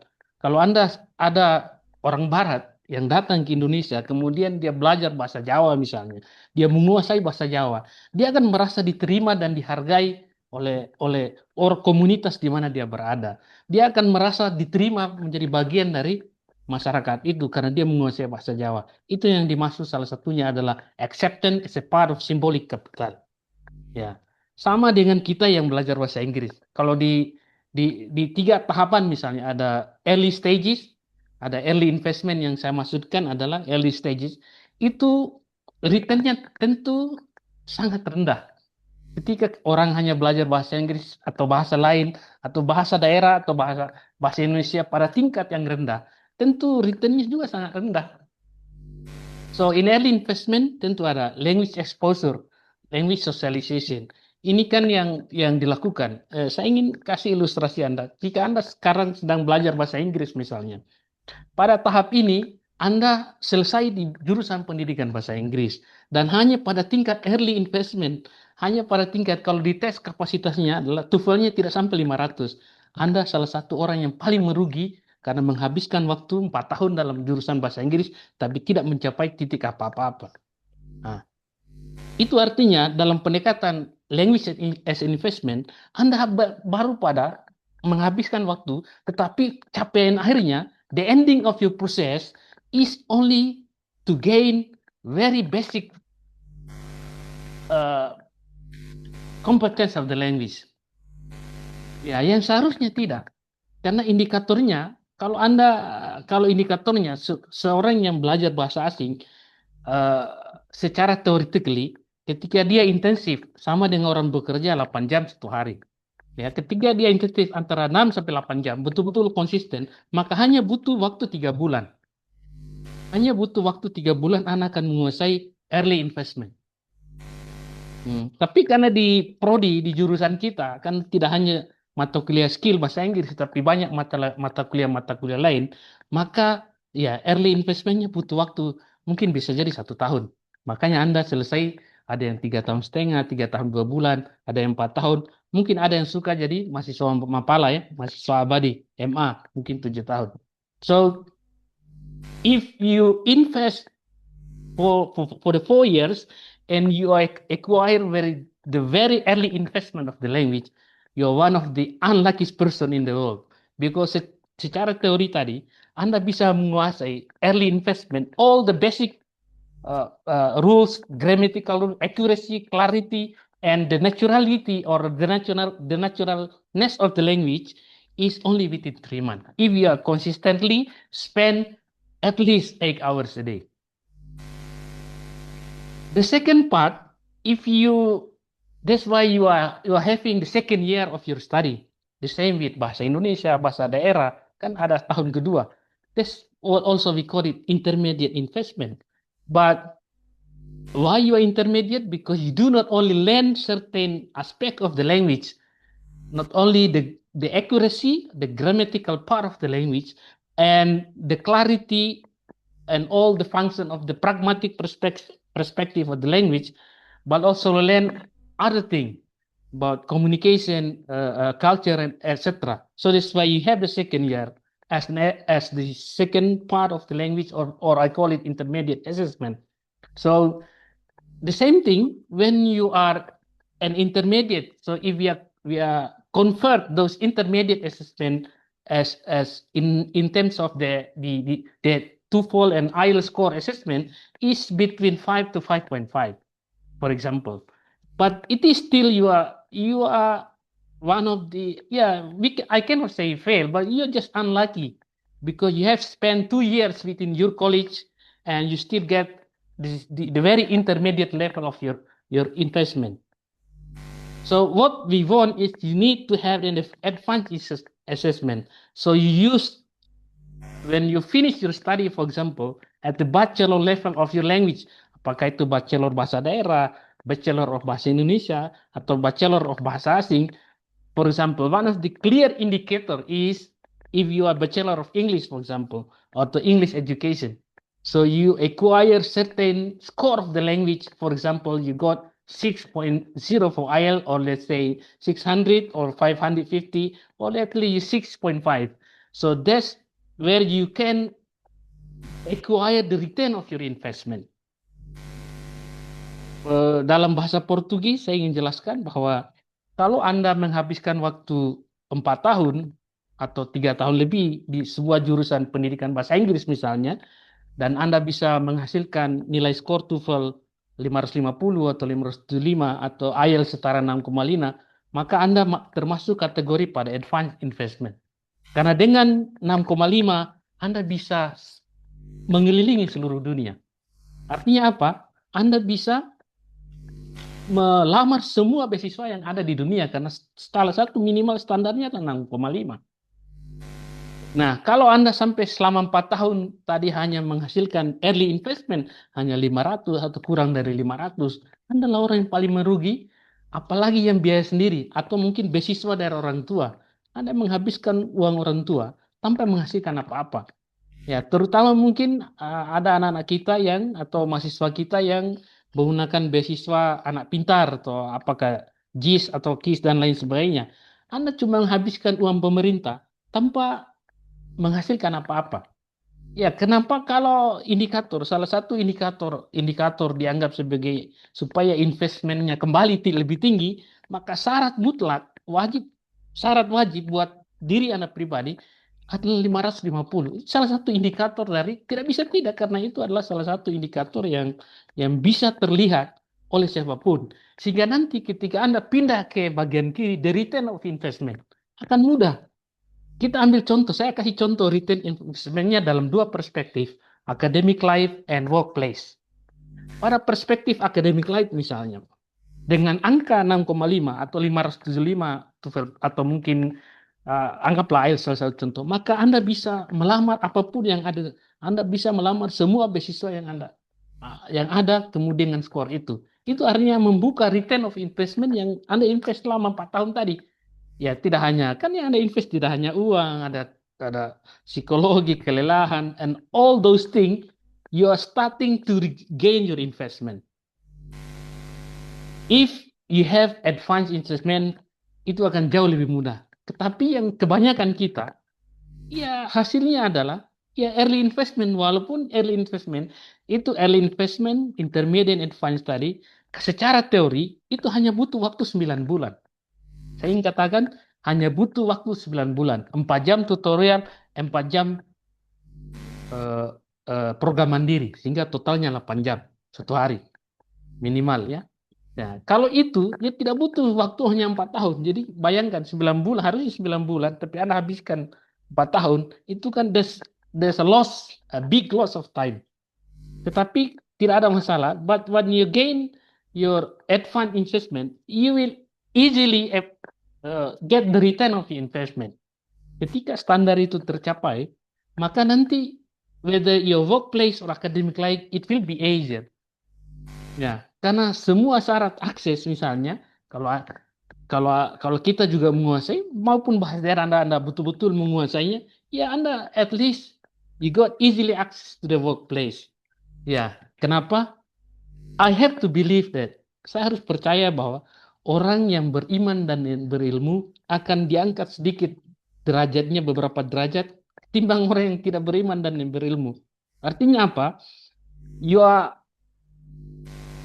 upgraded your degree is not because of you got the certificate of Bachelor of English or Bachelor of Bahasa Indonesia atau Bachelor of Bahasa Daerah.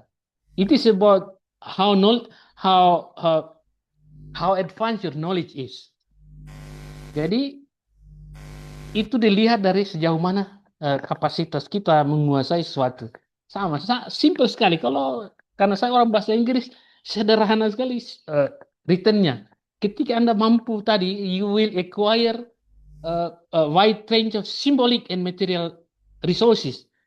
Itu artinya dengan investasi kita yang bagus tadi, kita akan bisa mengakses semuanya, akses symbolic resources. Tadi misalnya Anda mau sekolah sampai S3 misalnya, yang mau jadi peneliti dan dosen, itu akan mudah. Atau if you are becoming an English entrepreneur atau language entrepreneur, Anda menjadi sebuah pengusaha di bidang kebahasaan misalnya, atau itu akan memudahkan kita untuk mengakses seluruh resources dengan kapasitas kita yang ada. Timbang tidak memiliki kapasitas itu. Nah, I give you examples. There are 3 areas that we can acquire the symbolic capital. For example, language incentive. For example, I mean, when you are at the university level, you are entitled to apply for any language assistant or language scholarship that are available at the university. For example, when you are doing a doctoral degree or master's degree, you are entitled to have or to develop a research collaborative with any person who are capable of it. So that's when you start returning your 3 type of investment. The same thing in the workplace. Yeah, as you know, when you are working in the bank, for example, so one of the power is when you are able to speak language other than maybe national language. Can be any other foreign languages. Or that's why you have a power, your power to be promoted, your power to negotiate well with those people in your business area. More importantly, for example, we have to acknowledge as a digital age, artificial intelligence mastery. So one of the key points to master those is also to master the language. When you are able to master the language at a very basic level, it will impact the way you understand akal tiruan, artificial intelligence. So, but when you are in advanced level, you will be able to understand, to use, and even to invent new type of artificial intelligence that people can use in your language. So this where and how important language as a part of investment in your life.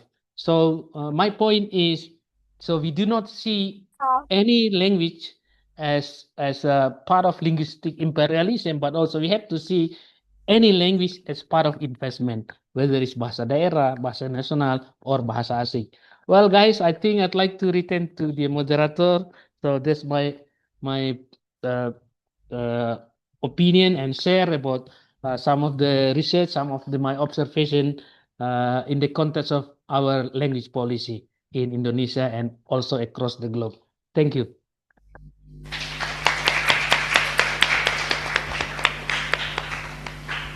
All right, thank you very much, Professor Amirullah.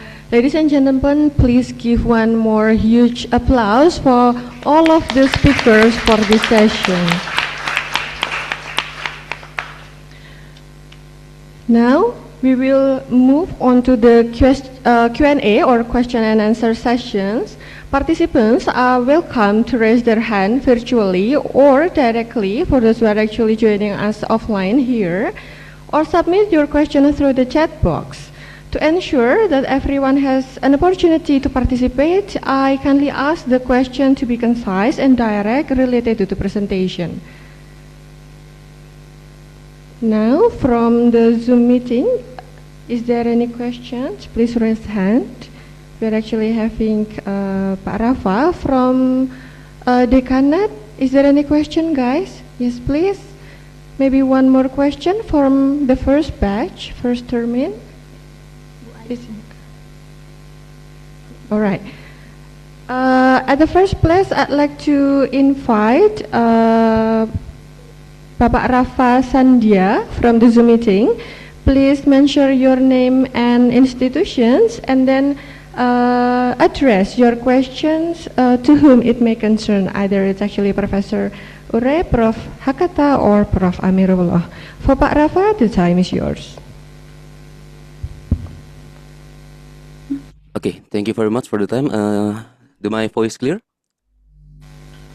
Yeah, that's clear. Okay, so my name is Rafa Sandia Putra Asca from Prodi Bahasa Jepang, Pendidikan Bahasa Jepang, Education of Japanese. I'll ask the Nakata Sensei, should I use Japanese or English? Japanese is actually welcome. Okay, I'll do Japanese. はい、はじめまして。私はラファと申します。どうぞ。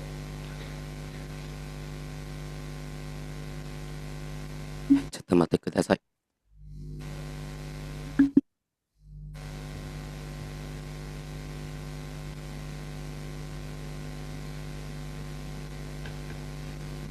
Well, unfortunately, it is actually not really audible.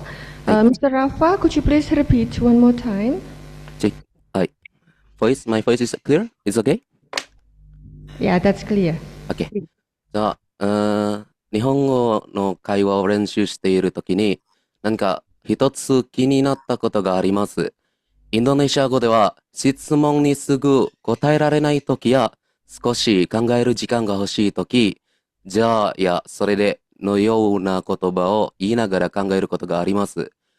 私も日本語で話すとき、質問に答える前に少し考えながら、じゃあということがありますが、日本人もそのような使い方をしますか？それとも、その場合は、やそうですねの方が自然なんでしょうか？会話の中での使い分けについて教えていただけると嬉しいです。はい。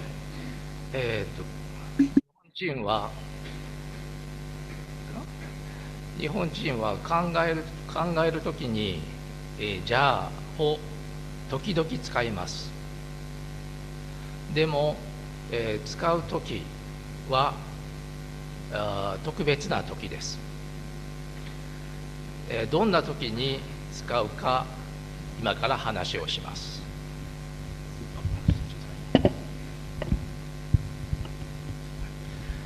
どんなときにじゃあを使うか話をします。例えば、あなたとあなたの友達が週末何をしようかと考えています。その時、例えば東京に行きませんかと言います。そのもう一人のスピーカー B スピーカー A が東京に行きませんかと言います。そしてスピーカー B がじゃあ新宿に行くのはどうですかと言います。この時じゃあ使います。どうしてか、2人はコラボレーションで、今の話を決めようとしています。週末どこに行くかを話しています。でそのゴールは、スピーカー A とスピーカー B は両方同じものを持ってますね。はい、この時は使います。しかし、例えば個人的な質問、週末あなたはどうしますか？じゃあ新宿に行きます。これはダメです。これ間違いです。どうしてか、2人でスピーカー A とスピーカー B が2人で、ある結論、目的を決めようとしてません。単に、スピーカー B の予定をスピーカー A はスピーカー B の予定を聞いています。でスピーカー B は自分のスケジュール、新宿に行きますは何か、忘れてしまっています。忘れている時に考える。その時はを使います。というふうに考える時はいつも、じゃあを使うんじゃなくて、何か同じ目的で、2人で共同で話をしてディスカッションしている時にはじゃあを使うということですね。でもそうじゃない時にはじゃあを使うと変です。とかヘジテーションの時にchecking finding his memory の時には使います。わかりましたか？はい、わかります。なんか考えるためというより話を流れをつなぐ表現なんですね。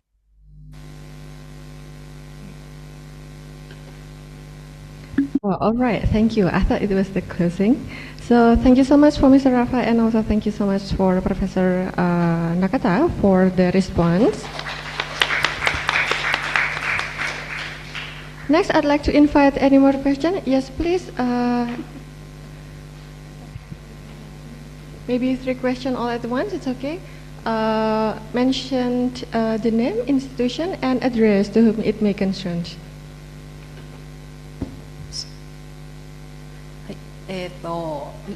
スバランコ国立大学の愛と申します。日本語の教師なんですけれども、大変貴重なご発表ありがとうございました。3点お伺いしたいことがありますがよろしいでしょうか。はい、1点目なんですけれども、先生のご発表ではみんなの日本語には主に予報士しか使われていないということなんですけれども、私の考えなんですけれども、多分その教科書を作る人はわざわざ初級レベルではまずは予報士だけを使いましょうという意図もあるのではないかと私は思っておりますが、先生はどうお考えでしょうか。また先生はその予報日を初級の段階からでも教えた方がいいという考えをお持ちでしょうか。2点目なんですけれども、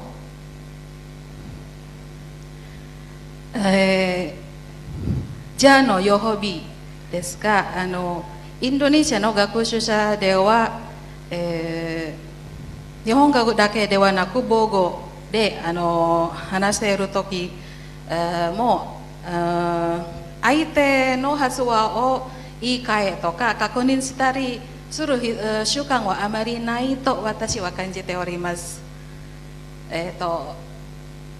それに教科書でも先生がおっしゃった通り、みんなの日本語は予報士だけを私たちも教えよほしか教えませんが、それは原因となるかもしれない私も考えます。先生はその学生たち、にどのように教えた方がいいと思いますか？それから3点目です。ちょっと私に面白い現象があります。特に、ここの学生たちなんですけれども、私に話し始めるとき、まだ本題に入っていないのに、じゃのような表現をインドネシア語で使います。例えば、jadi gini sensei, jadi mungkin bisa dipersingkat untuk pertanyaannya. Terima kasih. jadiはこういうことですよ先生とか、それで先生、そういうこと表現で話し始める学生が、少なくありません。先生はどのようにお考えでしょうか。よろしくお願いします。はい、ありがとうございます。とても何と言いますかね、インサイトフルな質問ありがとうございます。まず最初にというか、まず最初に、3つ目の質問、ジャディですけれども、私ちょっとインドネシア語がわからないので、英語の well と同じようなものだと思いますけれども、それとじゃあはかなり違うっていうのが今日の話で言いたかったことです。何かこうね、moving forward という何かこうディスカッションでもアグリーメントでもこう何か推し進めていくときにはじゃが使えるけれども、そうじゃなかったらとかとか他のフィラーを使った方がいいということが、最後の質問ですね。そして、2つ目の質問、どういうふうに教えたらいいかという話ですけれども、日本人ははっきりということはあまりしないです。結論は最後にします。言わないですよね。例えば、左足が痛くて何も言わない。で、その時左足が痛くて、でスピーカーのインテントを聞きたい時、じゃああなたは明日の試合に出られないですね。こういう使い方をします。で確認ですね。はっきり言わないから分かりませんね、何を言おうとしているか。その時に確認する時に、じゃあ何とかですか、何とかですねとか、じゃあ何とかなんですねっていうふうに使います。そして最初の質問、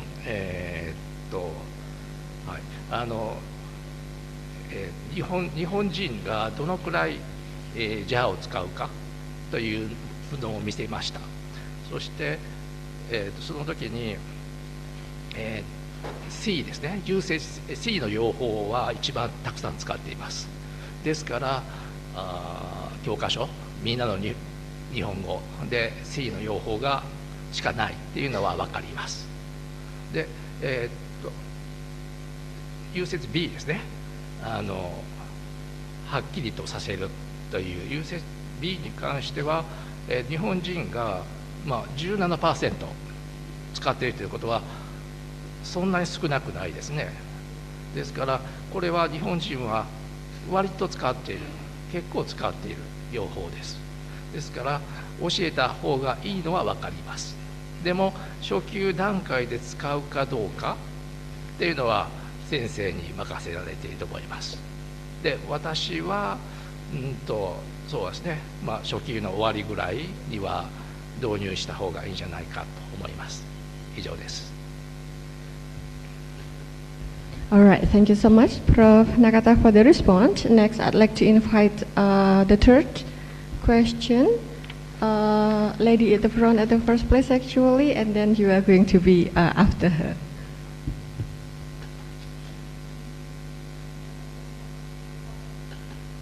Oh, okay. Since it's actually similar, you may represent her also. Please, time is yours. はい、ありがとうございます。ひとしなかた先生、今日はお忙しい中、お時間をいただくありがとうございます。私は日本語教育学科1年生の三田と申します。質問させていただきます。じゃあとではの使い方は地域や世代によって違いがありますでしょうか。もしありましたらどのような違いがあるのか教えていただけますでしょうか。よろしくお願いします。Apakah penggunaan ja dan dewa berbeda tergantung daerah atau generasi?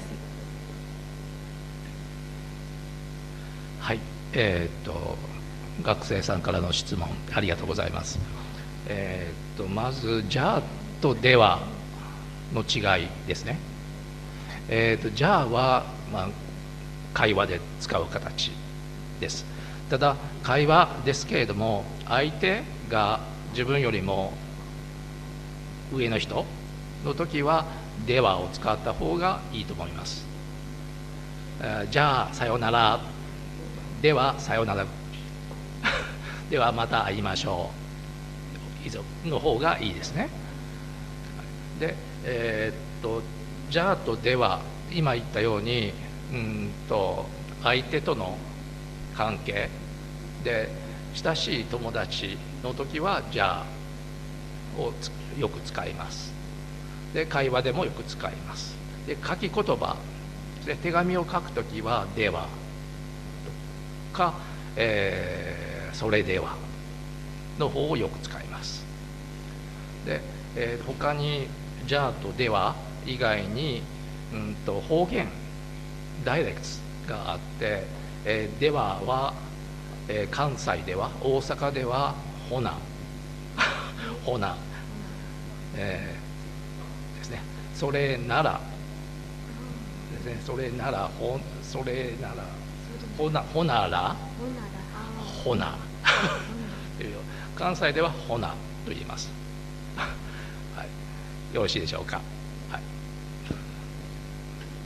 All right, thank you so much for the response from Professor Nakata.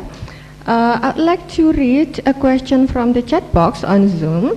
I assume it is actually addressed for Professor Sri Rejeki Urip.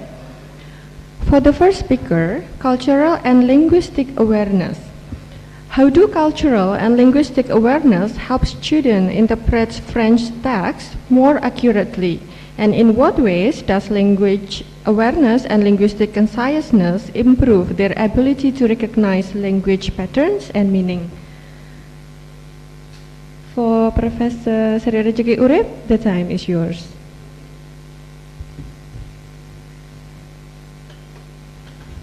Thank you. I will respond your question. When we study language, it cannot be separated with culture. So,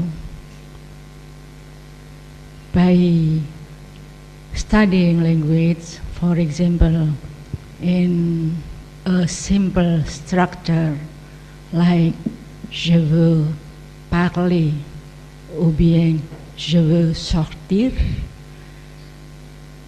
it must be explained that the verb vouloir ou veut, it is a structure that be used with a friend, it not with a person more age or a boss. So in the same time, as a lecturer or as teacher in senior high school, have to explain that there is a difference between the use of vouloir, veut, and voudrait. Some verbs in French have this structure. Like for example, the verb peu. When we talk with the friends or a friends, we can use je peux sortir, je peux partir maintenant. Apakah I can go now? In English, the translation is the same.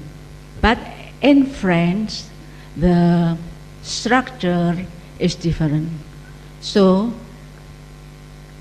in studying, when we study a structure of grammar separated with the function, it's a risk to a learner to be not polite, but they don't know that they use the false structure. This is my response. I hope this answers your question. Thank you. Thank you so much for the response from Professor Urip. Next is actually still addressed to Professor Urip. In the context of pragmatics, how does the presenter distinguish between linguistic error made by AI and AI's limitation in understanding the socio-cultural context underlying the choice between to and who? From Pak Syaifuddin. Prof. Urip, the time is yours. Thank you, Dr. Syaifuddin. I have given the data from the Gemini that I have shown recently, that Gemini or Gemini, sometimes I don't know how to pronounce it, Gemini or Gemini, they explain completely, grammatically, pragmatically, and sociolinguistically. Even they give the indicator, the suggestion that if we have to say or to use to, and it should be who or vice versa, it will make a communication not harmonious. So this is the role of us, the French teacher, to teach this, and we monitor or give the suggestion to students that they have to use the AI with attention. Yeah. Sometimes the answer doesn't right, but the student, or we can try to try to another prompt that they will answer correctly. Or we, as the teacher or lecturer, when the AI answer incorrectly, we can search or we can see our reference, the books, the reference book for the correction. I hope this answer your question, Mas Udin. Thank you. Thank you so much for the response. Ladies and gentlemen, we have now come to the end of the session. Since our time is actually already coming to an end, I'd like to close these sessions. On behalf of the organizing committee, I'd like to express our sincere appreciations to all speakers and also participants for their active engagement and valuable contributors. The discussions today have highlighted important insight and advancements in our respective fields, and we hope they will inspire further research and also collaborations. Thank you all for your participation and professionalism throughout this session. Thank you so much for Professor Dr. Sri Rejeki Urip M.Hum. Thank you so much for Professor Nakata, and thank you so much for Professor Amirullah joining us from Makassar. Please stay tuned for the next interesting sessions in the sections 2.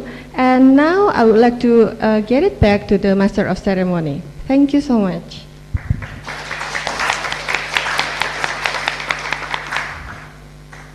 Ladies and gentlemen, we have just finished joining an engaging discussion with Professor Dr. Sri Rejeki Urip M.Hum, Professor Hitoshi Nakata, and also Professor Amirullah, PhD. Thank you very much for all the speakers for sharing their valuable insight and experience. And also thank you very much to our moderator, Dr. Karina Hanum Lutfia, for guiding the discussion session. So ladies and gentlemen, we will now proceed to the certificate presentation. The first certificate will be given to Professor Dr. Sri Rejeki Urip M.Hum.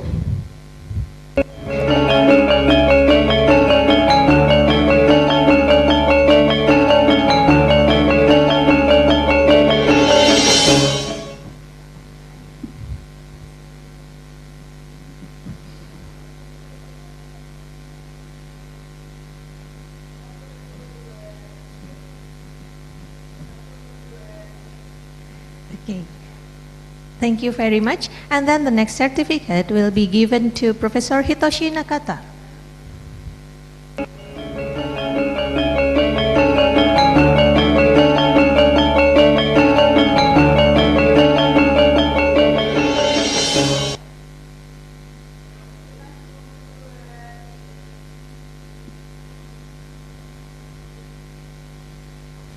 Thank you very much. And then the next certificate will be presented to Professor Amirullah, PhD.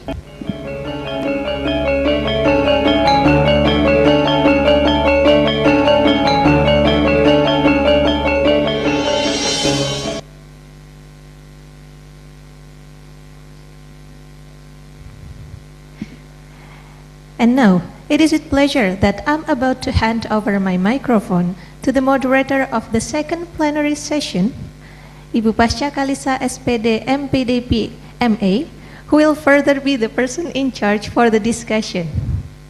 The speakers for this session are Dr. Hannah Stanford, Professor Dr. Muhammad Zahwan bin Idris, and Dr. Verleman Celestine Giver. To Ibu Pasca, the floor is yours.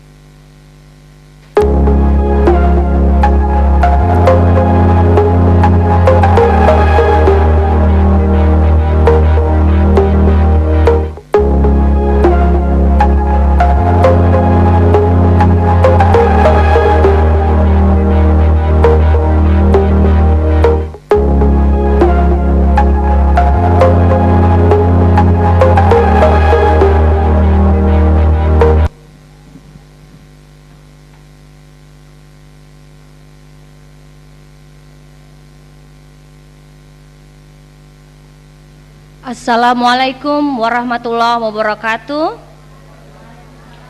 Salam sejahtera untuk kita semua. Om Swastiastu, Namo Buddhaya.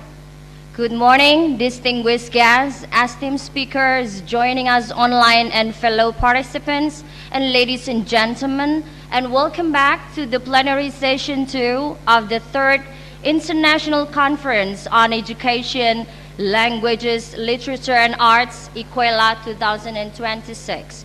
I'm Pasca Kalisa, and it's my absolute honor to serve as your moderator for this session. And we sincerely apologize for the delay for the previous session. And today we continue our deep dive into our main conference theme, Digital Humanities in Advancing Sustainable Development and Education. Ladies and gentlemen, in this session, we are privileged to host an extraordinary panel of international experts who will share their invaluable insights, and each speaker will have approximately 15 minutes for the presentation, and during a combined Q&A session, we will collect your questions throughout the presentations and address them. And I encourage the participants to type your question in the chat box, stating your name, affiliation, and to whom your questions is addressed. And for those who would like to ask directly the questions in Q&A session, you are also welcome. So ladies and gentlemen, without any further ado, let us welcome our first speaker, joining us from the United States, Dr. Hannah Standiford. And Dr. Standiford is an assistant professor of music at Department of Music, Allegheny College, Pennsylvania, United States. She earned her PhD in ethnomusicology from the University of Pittsburgh in 2024, and her research focuses deeply on Indonesian popular music and cultural history, specifically keroncong and langgam Jawa. And her outstanding work has earned her prestigious accolades, including the Fulbright Hayes DDRA Award and the 2025 IFES Luz Grant. Dr. Stanford, we welcome you to deliver your presentation. The virtual floor is yours.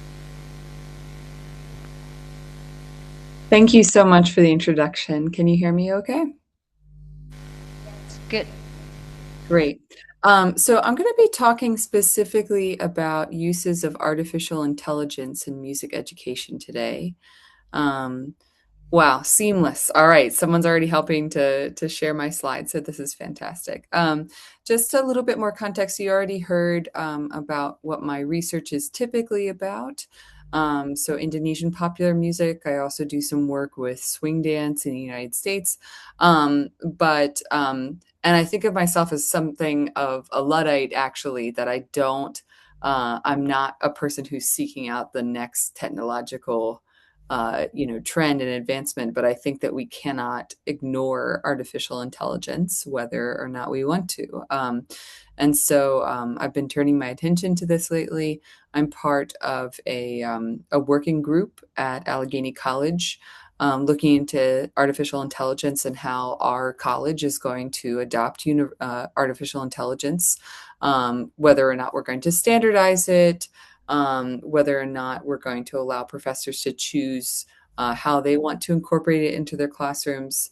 So I'm going to be talking specifically about music education. And you can go to the next slide. Thank you so much.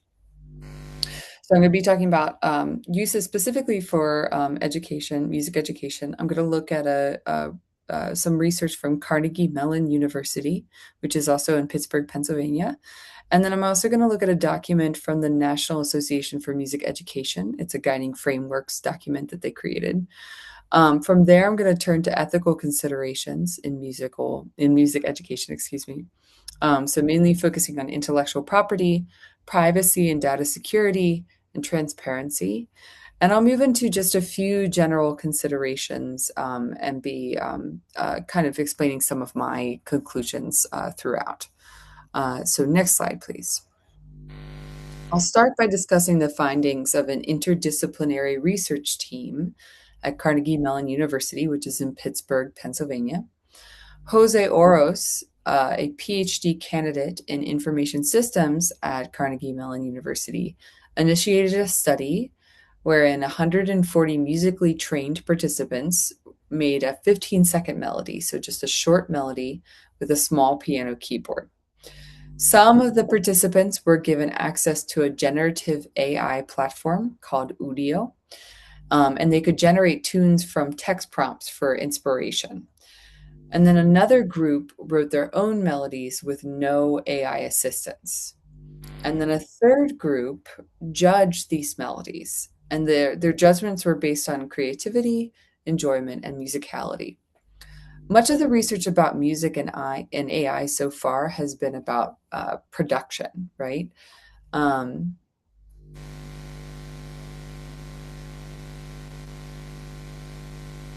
Excuse me. But these researchers wanted to know if AI can help with creativity and novelty, because this is part of what we care about as listeners. So Jose Oros, the PhD candidate, finds that on the one hand, AI can have this democratizing effect for people who want to make music, but maybe don't have any training, right? So anyone with access to AI models can generate music at this point in time in 2026. However, the group that judged this research, right, the group that judged the melodies that were created with no AI assistance versus the groups that did use AI assistance, found that AI assisted music was slower, it used fewer notes, and that group judged these melodies to be less creative. So I really wanted to start with this research. It's very recent, as you can see. You can move to the next slide. Perfect. Right, so it could have this democratizing effect. AI is capable of writing songs, we know that, but it doesn't match human creativity based on the findings of this research. So Carnegie Mellon University faculty are also involved in creating programs designed for users who want to use AI to create music.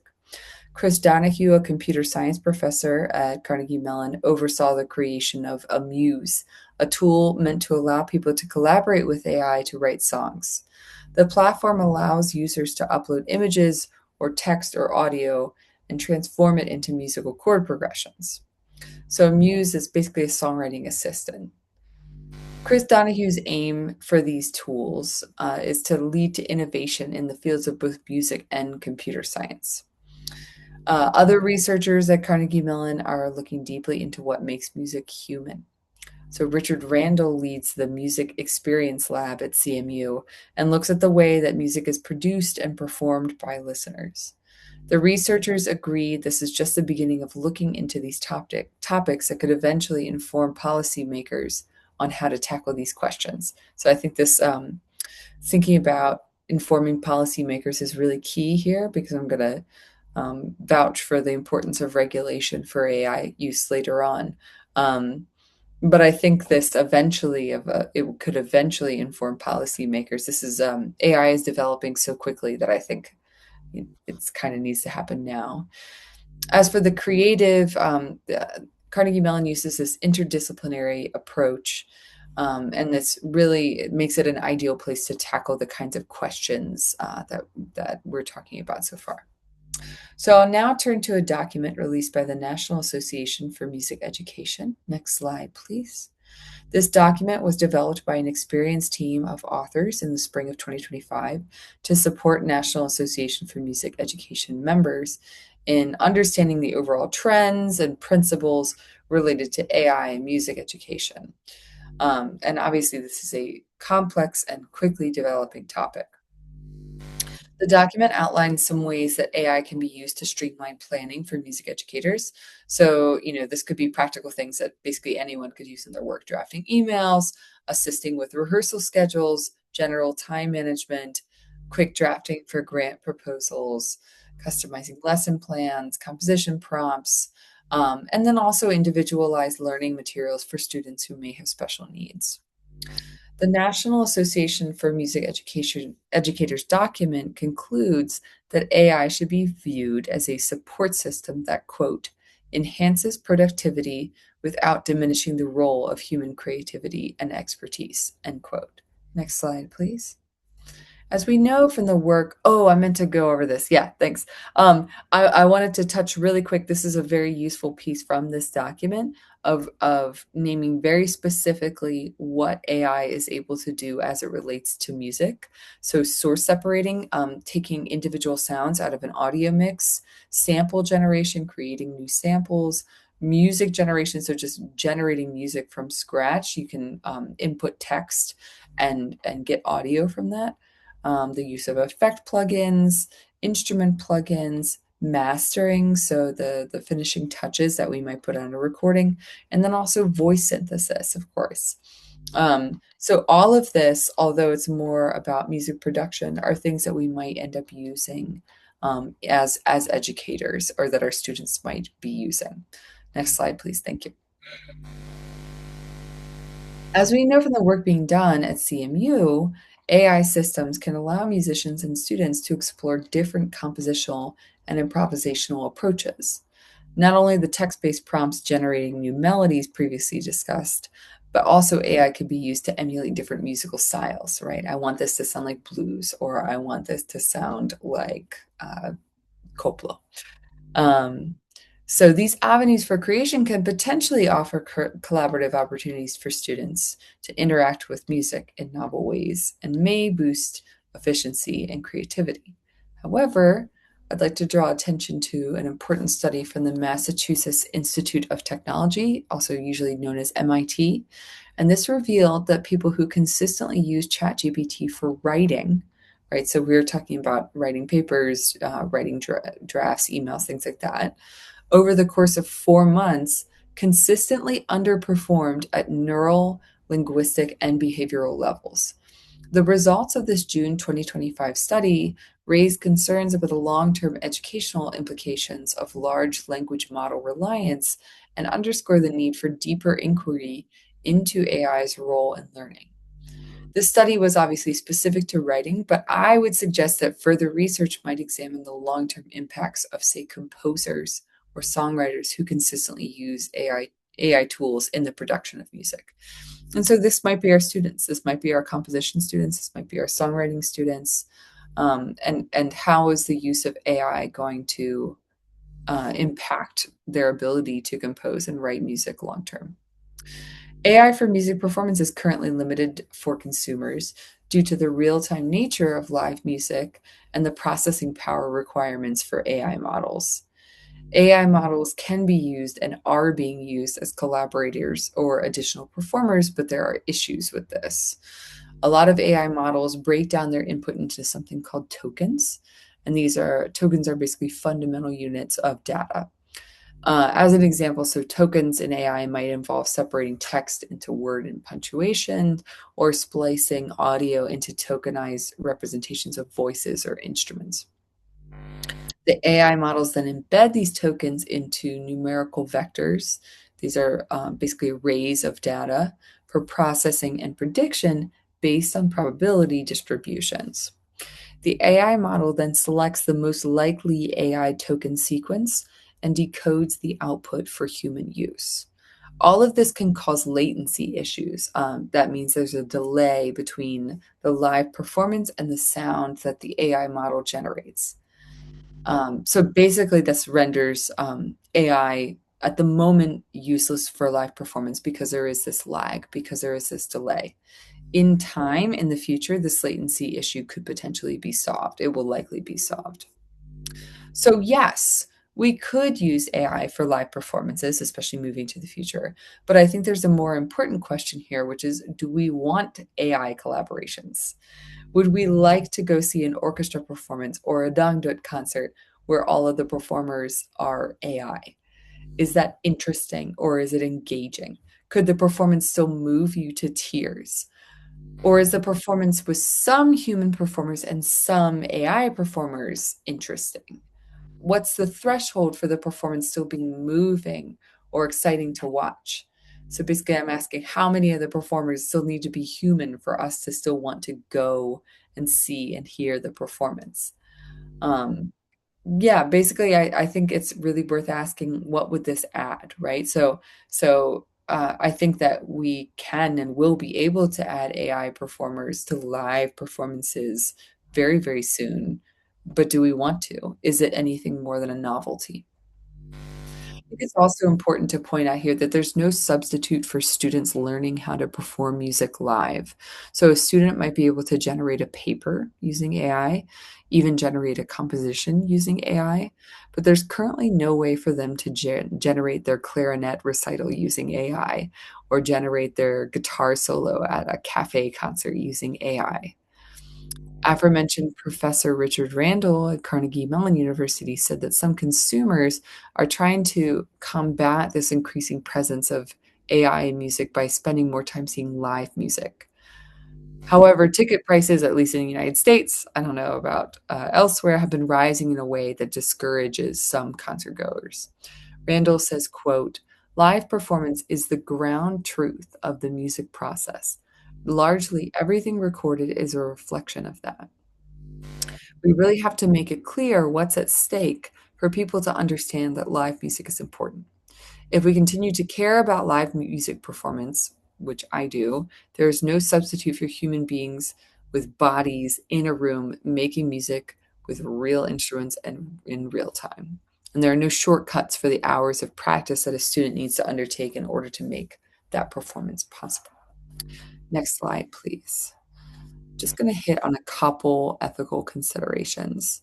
There are many. I'm focusing on intellectual property, privacy and data security and transparency. So Professor Raul Talang of Carnegie Mellon notes that music generation platforms have ethical questions to consider about copyright infringement and compensation. Jose Oros, aforementioned PhD candidate, asks how these open AIs, ChatGPT, and these large language models are creating tunes. So, how, if you use AI to generate music, how does it create the tunes? And the fact is that they have to train their model on some kind of corpus. And Jose Oros says the accusation, quote, "The accusation," and I'm using the word accusation without being specific, by music, book, and movie publishers, is that the platforms are training the data on copyrighted content without compensation, end quote. And he goes on to ask, what happens to the human creators? In this way, this new technology is having a large impact on production and consumption of music. And this is where we really need regulation to protect people who've created original works from having their intellectual property dredged by AI and then regenerated into other performances. So privacy and data security is also an issue. AI-powered tools often collect student performance data to provide feedback and personalized learning experiences. And this raises concerns about how data is stored, used, and protected from potential misuse. And music educators need to be careful to investigate encryption practices and data retention policies before adopting any AI tools. The lack of transparency and accountability around the collection and use of personal data in AI development has been a longstanding issue. And the vast amount of data required to train these models means that personal information is often collected without explicit consent or the knowledge of the individuals affected. And European regulators are actually starting to push back against this. The data being taken from consumers can be used to surveil members of the public based on things like race, place of residence, any number of factors that show up in the data. And this might lead to discrimination towards individuals or based on personal characteristics. And the last thing I'll talk about is transparency. And here, this can mean a lot of things in ethics. Here, what I'm talking about is the appropriate disclosure of the AI use to those who are affected. So when AI shapes an outcome that someone cares about, they have a right to know. This is all about using AI responsibly, about being honest when you have or have not used it. And so every instructor is going to have different rules regarding whether or not students who can use AI, but it's essential that we always know if we're hearing the words of our students or the words of a large language model. Otherwise, how can we be expected to accurately assess the student's grasp of the material? So students really need guidance in, about citing AI when they use it. Next slide, please. I'm going to turn to some more general considerations. I think I already have this loaded. Yeah, so I'm sharing a link to the YouTube video for this. The video that I'm talking about is it was released on April 14th in 2026, and it's from the Sanders Institute, and it's a roundtable discussion about AI. And the discussants include Bernie Sanders, he's an American politician and an activist, Naomi Klein, a Canadian author and activist, and Ro Khanna, who's an American politician, and he serves as a U.S. representative in California, which of course we know is a hub of development for artificial intelligence. So according to Demis Hassabis, who's the CEO of Google's DeepMind, a leading artificial intelligence research company, the AI revolution will be 10 times bigger than the Industrial Revolution and 10 times faster than the Industrial Revolution. If this is true, then AI will have a 100 times the impact of the Industrial Revolution, which we know was so transformative to the world. So importantly, this revolution is being led by the wealthiest people in the world. So Elon Musk, Mark Zuckerberg, Jeff Bezos, etc. And artificial intelligence companies are competing to achieve something called artificial general intelligence, or AGI. Sam Altman, the CEO of OpenAI, defines artificial general intelligence, or AGI, as the moment when the majority of the work that we do as people is replaced by machine learning. So companies like OpenAI are actively competing to replace the work that people do. Naomi Klein points out a key difference between the Industrial Revolution and the artificial intelligence revolution. Quote, "Unlike the Industrial Revolution, which created jobs, the goal of this revolution is to eliminate jobs. We don't know whether or not they will achieve what they are trying to achieve, but they have been absolutely transparent about what they want to achieve, which is a jobs apocalypse," end quote. Sam Altman literally used the term jobs apocalypse in talking about what he saw the future of AI to be. In a recent interview, he said that so far it hasn't been as apocalyptic as he expected, but I think it's important to remember that all of this technology is extremely new and no one has any way of knowing how it will pan out. So, of course, we all know about the environmental impacts of that. For the sake of time, I'm not going to go into that today, but I really wanted to highlight the importance of AI on the job market. And so my final kind of question is, does AI have a place in music education? For lesson planning, perhaps. So for generating lessons, drafting emails, etc. But between the evidence from the CMU, the Carnegie Mellon study, that musicians make more enjoyable and creative melodies without AI, and the MIT study indicating that consistent AI use impacts long-term cognitive performance, why would we use it to compose? If we're going to use AI in music education, we need our governments to enact strong regulations to protect our intellectual property, protect our privacy, and protect our job prospects. This is a serious matter, and all of our livelihoods are at stake. So my closing thoughts, and you can go to the very last slide, thank you. I wonder if the more that AI erodes other parts of our lives, if live music performance may resonate with people differently and more strongly. And I wonder if people may turn to the arts to remind us of our own humanity. Thank you. Thank you so much, Dr. Standiford, for such a fascinating presentation showcasing the artificial intelligence in music education and its ethical consideration on the global stage. Let us give big applause, everyone, to her presentation. Now, ladies and gentlemen, let us move to our second speaker, Associate Professor Dr. Muhammad Zahwan bin Idris from UPSI, Malaysia. Dr. Muhammad Zahwan is a leading academic and researcher specializing in graphic design, creative multimedia, and digital heritage. He holds a professional doctorate from Swinburne University of Technology, Australia, and notably he served as the Dean of the Faculty of Art Sustainability and Creative Industries at UPSI from 2021 to 2025. He's also the editor-in-chief in the Interdisciplinary Perspective on Arts and Technology Journal, and is widely recognized for his expertise in integrating virtual reality into creative industries. Dr. Muhammad Zahwan, we are eager to hear your insight. Please, the floor is yours.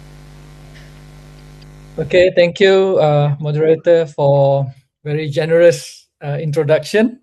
And thank you for inviting me. If I may, sharing my slide, I'll try.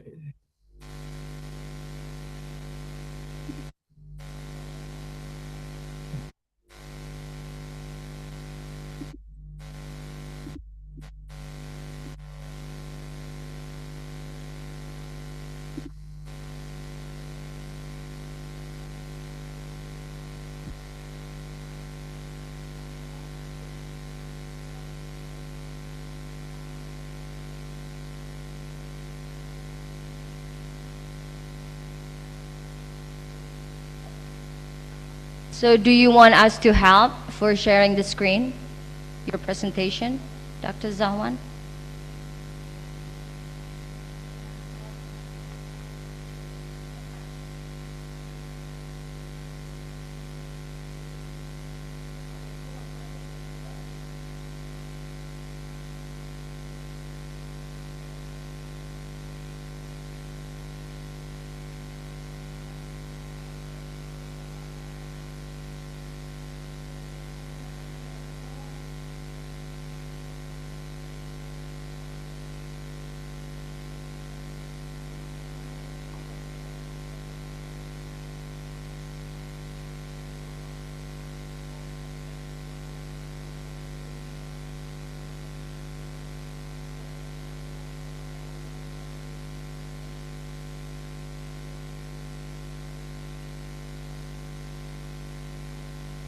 All right.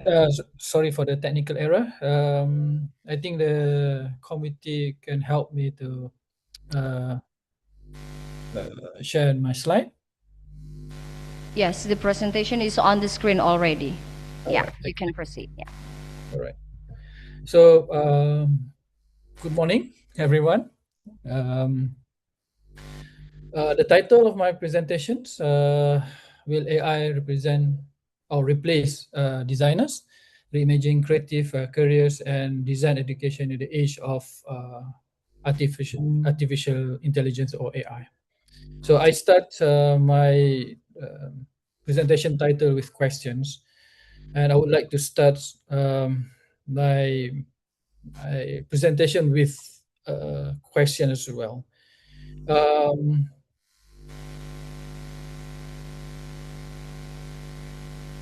How many of you or students, I'm talking about to the audience, how many of you choose art and design because you believe creativity would always be a unique human capability?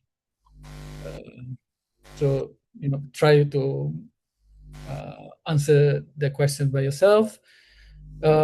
Perhaps today students also ask, will AI replace designers or artists? I think our previous presenter has discussed pretty much about that question as well. So from my perspective, I would say simple answer, but perhaps uncomfortable answer as well. So the answer will be no. Of course, AI will not replace us, but it will change what it means to be an artist or designers. Okay, next slide.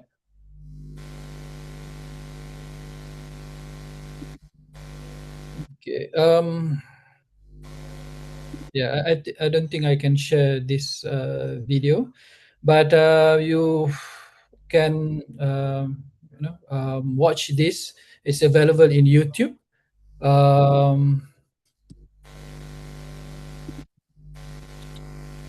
Which has an interview between Stephen Balitz and Mo Gaudet that talks about how and the potential threat of AI replacing a lot of jobs opportunity, especially at the blue collar category, and perhaps potentially for the white collar category as well. So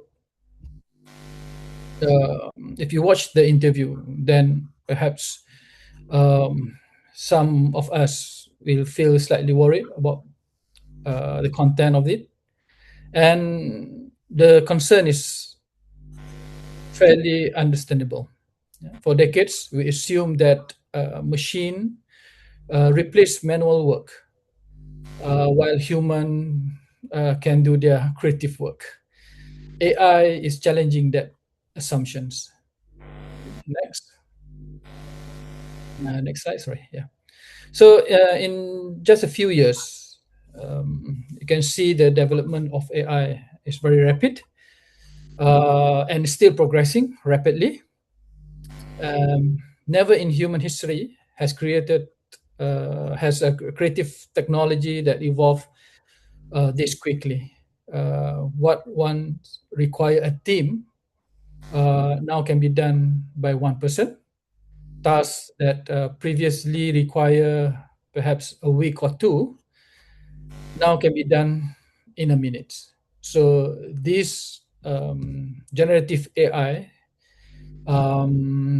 has huge potential and capacity to replace many of jobs, tasks, which 4 years ago most of these tools did not even exist. And based on the Lincoln, 70% of job skills are expected to change by 2030. So this year we are already almost half a year, 2026. So perhaps less than 5 years. Many of jobs that we probably familiar with may not be exist anymore. Right. Next slide. So if you look at all these examples of graphics, of, artwork, illustrations, photography, videography, are already been made or generated by AI. A few years ago, this output require specialized expertise. Today, they can be generated almost instantly. So the technology is very impressive, but it also raises difficult questions, right? So what happened to artists and designer? Next, another examples that probably some of you may watch some of this video. So next slide. Yeah, so this is I think becoming viral. A Lego inspired animation video as a mean to broadcast war propaganda. The recent war between America, US, and Iran that was developed, created 100% through AI. So then people really get the message and impress, and probably I would argue at certain stage emotionally engaged by this content of AI generated animation video. Next slide, please. All right. So the creative industry shockwave caused by AI, which part of design process that is most vulnerable? Of course, we can say at this time AI is not replacing the entire design process.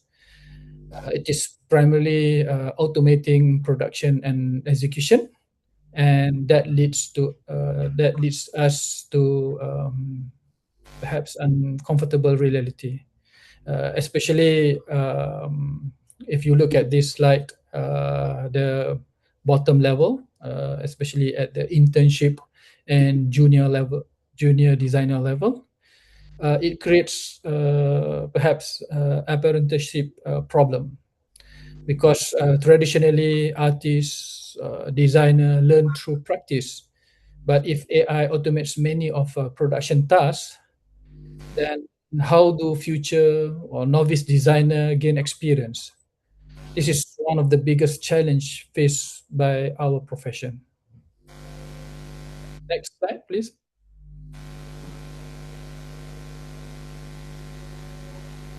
So technology can create opportunity and disruption simultaneously. This is not, I believe, a contradiction, but it is the reality of innovation. So if you look at the benefits that AI can offers, faster, cheaper, accessibility, productive. I would say cheaper at the perhaps lower and intermediate level.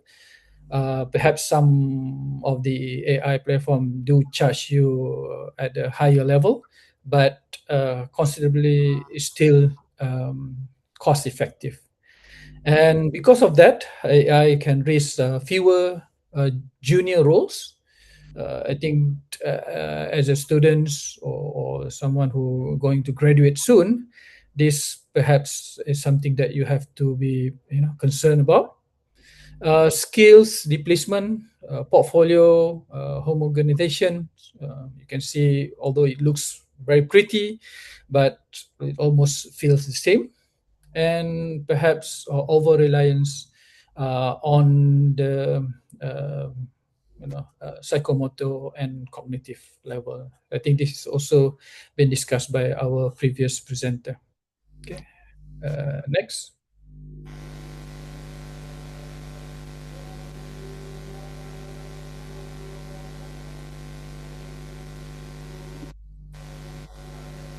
So, will AI replace artists, designers? I believe some of the audience perhaps come from language department as well. So, teachers, translators, language translators.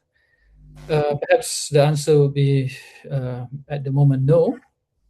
But like I said, this will definitely replace some of the things that artists and designer currently do.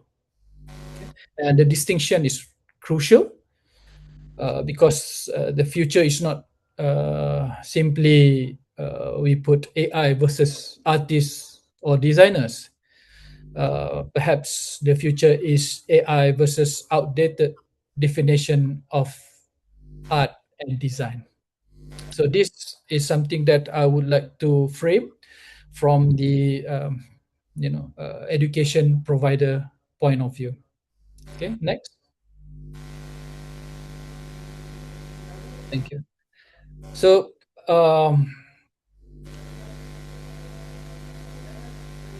the distinction between this AI and human designer, I think it can be clearly separated, that shown in this slide. AI it can be used to generate, predict, do some more automation and optimization. But as a human being with human capability and qualities, the designer can interpret, can emphasize, can imagine, and can judge. So these are the humanistic quality that I think need to be protected and need to be enhanced in our education. Next. So this is a very important information. Future designer is not defined by technical production anymore. Future designer should be defined by meaning making. So designer who survive or thrive with AI will not necessarily be the fastest creator. Of course, AI can generate faster content. They will be the best problem farmer. So I think what we need, problem framer.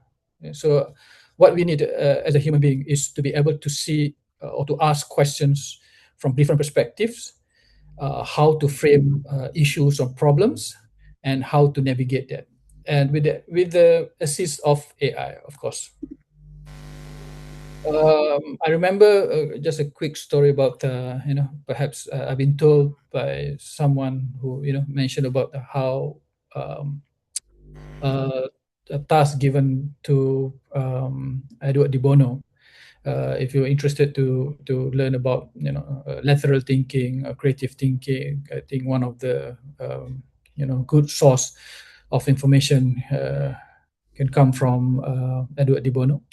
So he was told that there's a project to refurbish old castle in the Europe.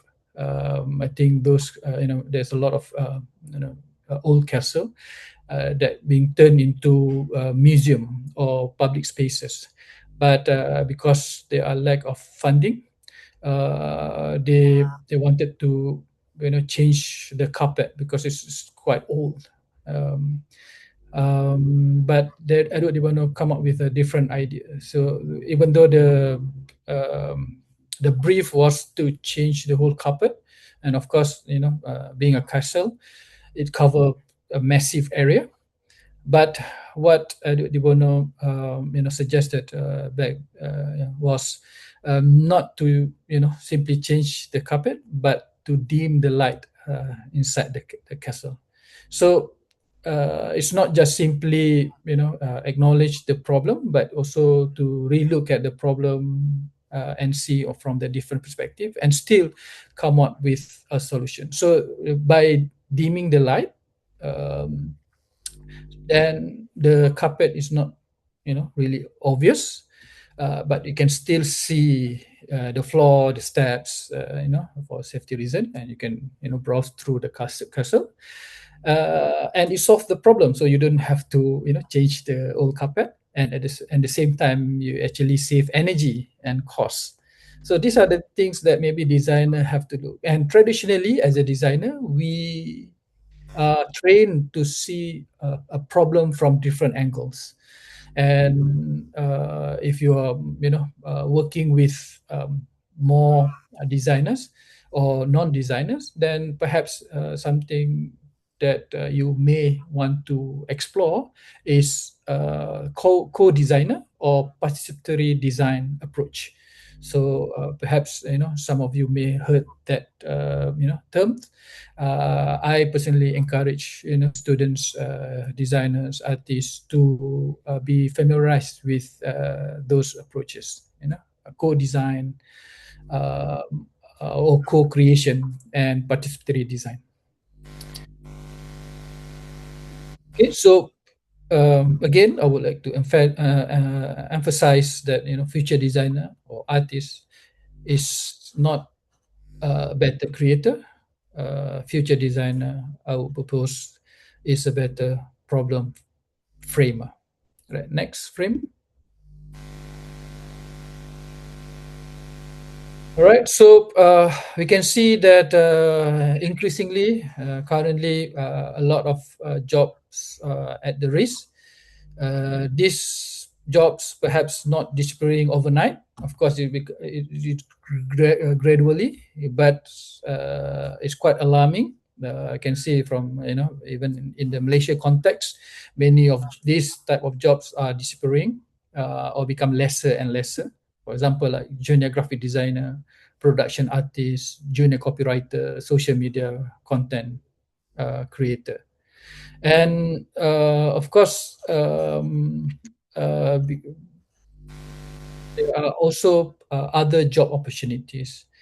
For example, like design strategists, service designers, UX researchers, design researchers. It reminded me a few years ago when there is a drone that can capture aerial view, video, and photography. With this kind of technology, jobs like photographer, area specialized area photographer, for example. I remember many years ago when a corporate company or commercials want to do aerial shots, they have to hire professional photographer with someone, the photographer that not afraid of height, obviously. Helicopter, pilot of helicopters. They also have to pay, high insurance just to get aerial view photos or videos. But now it can be replaced and just use drone, and sometimes not being operated by professional, but just junior photographer or someone who can, operates the drone to capture those images. All right. So of course, there's a job that going to be disappear or become lesser and lesser, but it also create other job opportunities. Okay. So if you look at these examples, interestingly, many of those roles focus on understanding people than the production of design artifacts or art artifacts. Right. Next slide, please. So this is where art and design education has an opportunity. We already possess many of the capabilities that AI currently struggle to replicate. But bear in mind, the AI technology is still developing rapidly. The previous presenter mentioned about artificial general intelligence, which possess multiple skills and can be operate at a higher level, even higher IQ than many of average human. So if you look at the comparison between yesterday designer artists create output, today artists or designer create experience, and a lot of research conducted in, for example, like user experience, service design, design thinking. If you look at how tomorrow the future designer should be able to create understanding. So how we understand human needs, human experience. So these are the things that future designer need, and we cannot expect those knowledge comes after they have graduated. So it has to be instilled, it has to be incorporated in the current and future art and design curriculum. Next page, please. So these are my questions to my fellow educators. Are we preparing our students for yesterday's job, or today's job, or tomorrow's job? Because students investing their time, studying in our institutions, and perhaps some of you of the students are going to graduate soon, but many are still in the pipeline, perhaps have to study for the next 2 or 3 or even 4 years time. So since AI are still developing rapidly, are we prepared our students to embrace those changes? The current curriculum, for example, focusing on software skills, portfolio productions, technical executions, those kind of skills. Are those skills are still in demand at a larger scale, or just become smaller and smaller? These are the things that we need to think about our curriculum, whether our current curriculum has already embed or integrate research strategy, AI collaboration, for example, instead of AI replacing human. How can human augment themselves through AI? Of course, our previous presenter also mentioned about ethics. There's a lot of discussions regarding ethics, AI, copyright, how to protect human creativity, and whether our students have been prepared to adopt system thinking, So different type of just creative thinking or literal thinking. There are other type of thinking that perhaps our students need to be taught. Yeah. Next slide.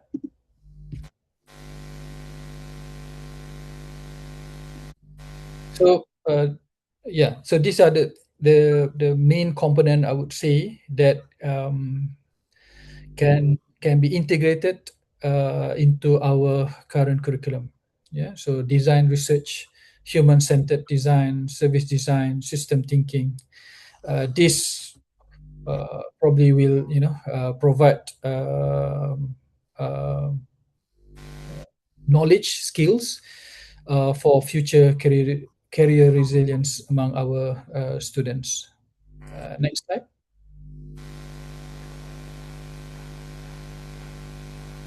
So I would propose, 5C future designer model. Okay, so C for creative capability, which currently we already embed in our curriculum. Critical thinking. This is something that we already have, but perhaps there's a lot of opportunity to be enhanced or to make the weightage even stronger. Collaboration. I think as a designer or an artist, we are no longer can work in silos. We need to be able to work with other disciplines, other business categories, or even collaboration with artificial intelligence agents and so on. We need to be strong with our cultural intelligence, because I think this is something that are still lacking in AI. And I think I based from my own experience in many years interacting with Indonesian students, lecturers, researchers. I currently visited art job, art exhibition. There is a very strong cultural element in art making, in designing products. So I think in Indonesia you have that strength, and I think this is something that need to be protected and perhaps can be further enhanced. And of course, when we deal with AI, having computational literacy is almost compulsory to us. Not just for students, but of course, many senior lecturer, older generation also have to adapt quite quickly. And for future graduates, I believe you need to have both breadth and depth.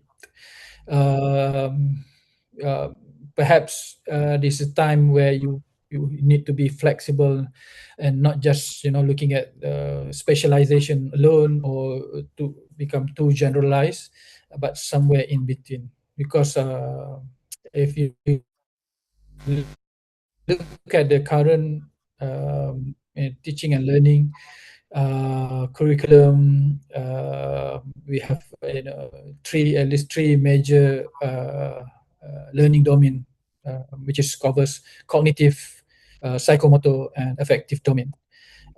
Which domain that is more dominant in our curriculum, especially in area of art and design. Perhaps the psychomotor domain is probably the most prevalent one. But having a AI now, perhaps there's a a shift between the weightage of how we see our learning domain that covers these three areas. Which area that need to be put more emphasis on.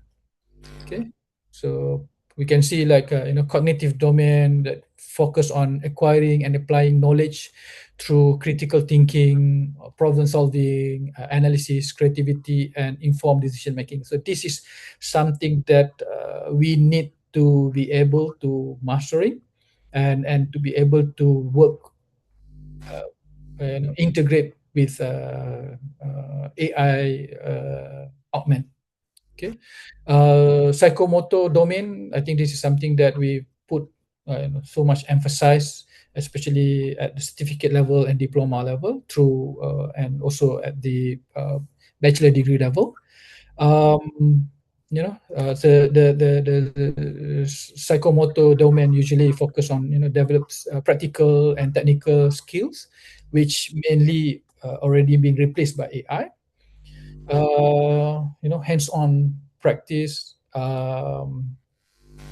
making, experimenting, and proficient use of tools, materials, and technology. So I'm not saying that the psychomotor domain is no longer important because of the AI. I believe there is a lot of opportunity arrive if we know how to use AI tools more effectively. So that knowledge need to be teach at the at the university, whether it's at the certificate levels, diploma levels, bachelor degree up to PhD. And the last but not least, the most the three major learning domain is effective, which cultivates attitudes, values, ethics, empathy, professional identity, shaping responsibility, reflective, and human-centered design practice. So this is something, again, I believe these are the area that also need to be put seriously in our education, in our curriculum development. Of course, I also mentioned previously and just now about how a lot of artists, designers, and also scholars are discussing about the Excuse me, ethics. Dr. Zawan, I think we're running out of time.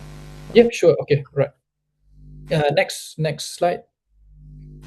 So these are the important aspects to for educators on how to integrate and synergize AI, generative collaboration, and a strategic curriculum. I believe as educator or program owner, we need to be seriously looking into our current curriculum and see whether our current curriculum already prepared the adoption of AI. Responsible AI practice, human-centered and AI education, network with industry collaboration, and evidence-based learning. So these are the core element that I believe need to be included in our curriculum. Next slide. So this is what I mentioned just now, the three major learning domain, which consists of psychomotor, cognitive, and affective, right? And how the weightage change from different levels, from certificates to PhD, right? Next. And how AI can be integrated into our curriculum. Yeah.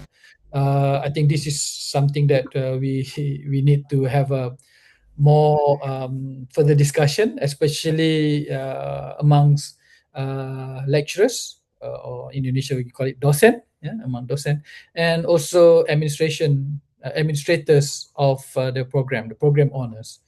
I'm not sure whether the practice in Indonesia same with Malaysia, but in Malaysia we do have different stakeholders, and one of the key important institutions that overlook the quality of education in Malaysia called MQA, Malaysian Qualification Agency. And through MQA, they have a lot of program standards that cover different wide area of different discipline. and this is also something that you know to be synergized in order to cater the fast evolution of AI. And next slide. So, of course, when talking about education, I've been talking about, you know, mostly on curriculum, but I just want to, you know, open up more. Of course, the curriculum itself is a very complex area that we need to you know, be able to integrate with AI. But apart from the curriculum itself, there are also other component within education itself. For example, like assessment, pedagogy, how we teach the skill of how we teach our students, technology, how we embed technology in our education, and the governance of the whole education, which may include the development of AI policy on each institution or university. Next slide, please. So I think this is something that I would, this is probably one of the last slide that I would like to highlight. For students, yeah, I believe the question of whether you want to use AI or not is no longer a main questions. The question is whether you want to use AI. The answer is you have to. But instead of competing with AI, you need to learn how to work above it. Find areas that AI are still struggling to replicate, and make sure that you are good at it, right? And for educators, I believe this is not. I'm not just. I'm not giving you, advice. I'm actually giving myself advice. Yeah, don't teach students only how to create. Teach them how to think, questions, empathize, and lead. I think this is a very human quality that we need to cultivate in all of our class, and I think has to be explicitly embedded in our current curriculum. Okay, next slide. So I would like to end my presentation with this statement. Artificial intelligence can create or generate answers, but only human can decide which questions are worth asking. On that note, thank you so much. And hopefully we can have more discussion afterwards. Thank you. Thank you very much, Dr. Zahwan, for that incredibly insightful look through the shift from technical execution to human-centered design in the age of AI, and learn to work above it. So please have your virtual applause once again, everyone, to our speaker. Thank you very much. Ladies and gentlemen, last but certainly not least, it's my pleasure to introduce our third speaker, joining us from West Africa, Dr. Verlamun Celestine Gever. And Dr. Gever is a lecturer in mass communication at the University of Nigeria in Nsukka, and the founding editor-in-chief of the Scopus Index IANA Journal of Interdisciplinary Studies. And he holds a PhD in mass communication and has been recognized globally, ranking among the top 2% of scientists worldwide by Stanford University Elsevier in 2024. And furthermore, Scopus Keval ranked him as the best communication scholar in Nigeria from 2019 to 2022. Dr. Gever, the floor is yours.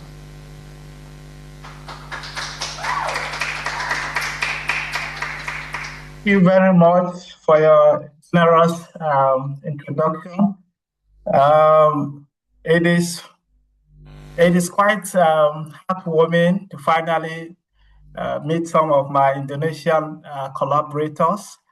I've had to work with many Indonesian authors, and I'm happy that the organizing committee of this very conference reached out to me and then extended an invitation for me to be one of the keynote speakers for this conference.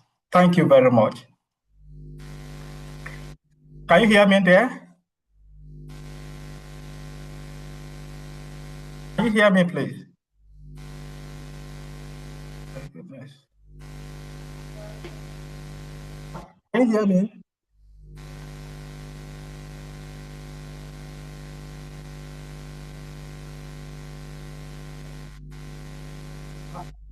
Hear me, please. Yes, you're audible. Oh, great, great. Thank you. So I can proceed. All right. So my conference, my title is Beyond the Screen, Navigating the Digital Humanities and New Media Technologies for Sustainable Education. One of the areas that has been deeply affected by the new media technology is the educational sector. The previous way of learning has changed. People have adopted new ways of teaching and learning. Learners, hold on, let me share my slide. Can you see my slide?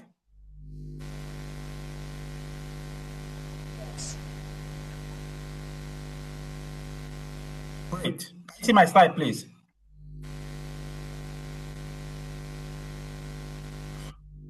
All right. The core conflict. Education is experiencing a structural mutation driven by data proliferation and network connectivity. The core tension, rapid commercial obsolescence versus the slow, deliberate timeliness of humanistic learning. The core conflict, commercial speed versus humanistic depth. The mandate, move past superficial adoption towards sustainable critical pedagogy. The stakes, redefining what it means to be human in a technologized world.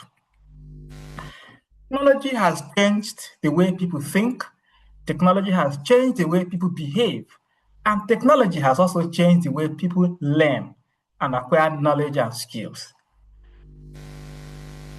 This raises another question. How do we deconstruct the screen? The interface illusion. The screens are treated as neutral windows, mere replacement for paper and chalkboard. In truth, they are algorithmic environment that shape attention, structure cognition, and dictate information hierarchies. Looking through the interface, sustainable education demands that we critique the systemic forces controlling the data, not merely consume it. Its software architectures dictate how text is analyzed. Then programs are silently co-authoring our cultural critiques. In the 21st century society, the screen has become an essential component of our lives.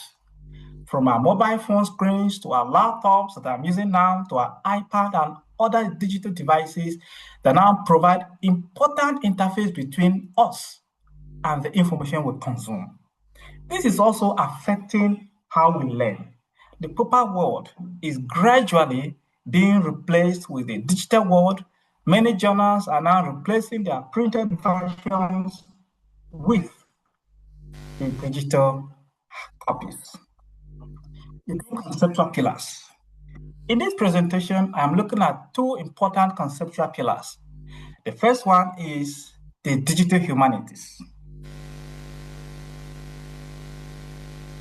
Humanities, as a discipline, was initially thought to be the study of human beings that had little or nothing to do with technology. But the emergence of new technologies has changed that significantly. The intersection of computational methodologies with traditional qualitative inquiry, text mining, geospatial mapping, network analysis, and digital archiving uncover macro patterns in language, history, and art invisible to close reading alone. Second pillar, the new media. Network interactive platforms characterized by user-generated content, decentralized distribution, and real-time connectivity. New media dissolve the boundary between institutional producer and public consumer. In truth, we are now in a new media world. Social media platforms, new messaging applications are all now playing important roles in how we spend our time. Humans are now on the internet, and that is why the concept of digital humanities has become crucial in 21st century society. To understand human beings today, it is gradually becoming difficult to separate it with the digital world. The outbreak of COVID-19 showed us the capabilities of digital technologies in learning. Learning classrooms were moved from the physical structures to the internet facilities, where digital humanities meet new media, the convergence. Digital humanity provides structural analytical tools. New media offers public platforms for dissemination, transforming scholarship into participatory art. With the emergence of digital technologies, it is easier now to share information through digital platforms, to interact with people, and to learn using digital technologies. Active citizenship. Students become critical curators, editors, and publishers, not passive consumers of digital content. As we all know, digital media strives on user-generated content. But digital media also allows students to comment on learning materials. There are now learning communities that allow students to actively engage not only with their teachers, but with authors of materials.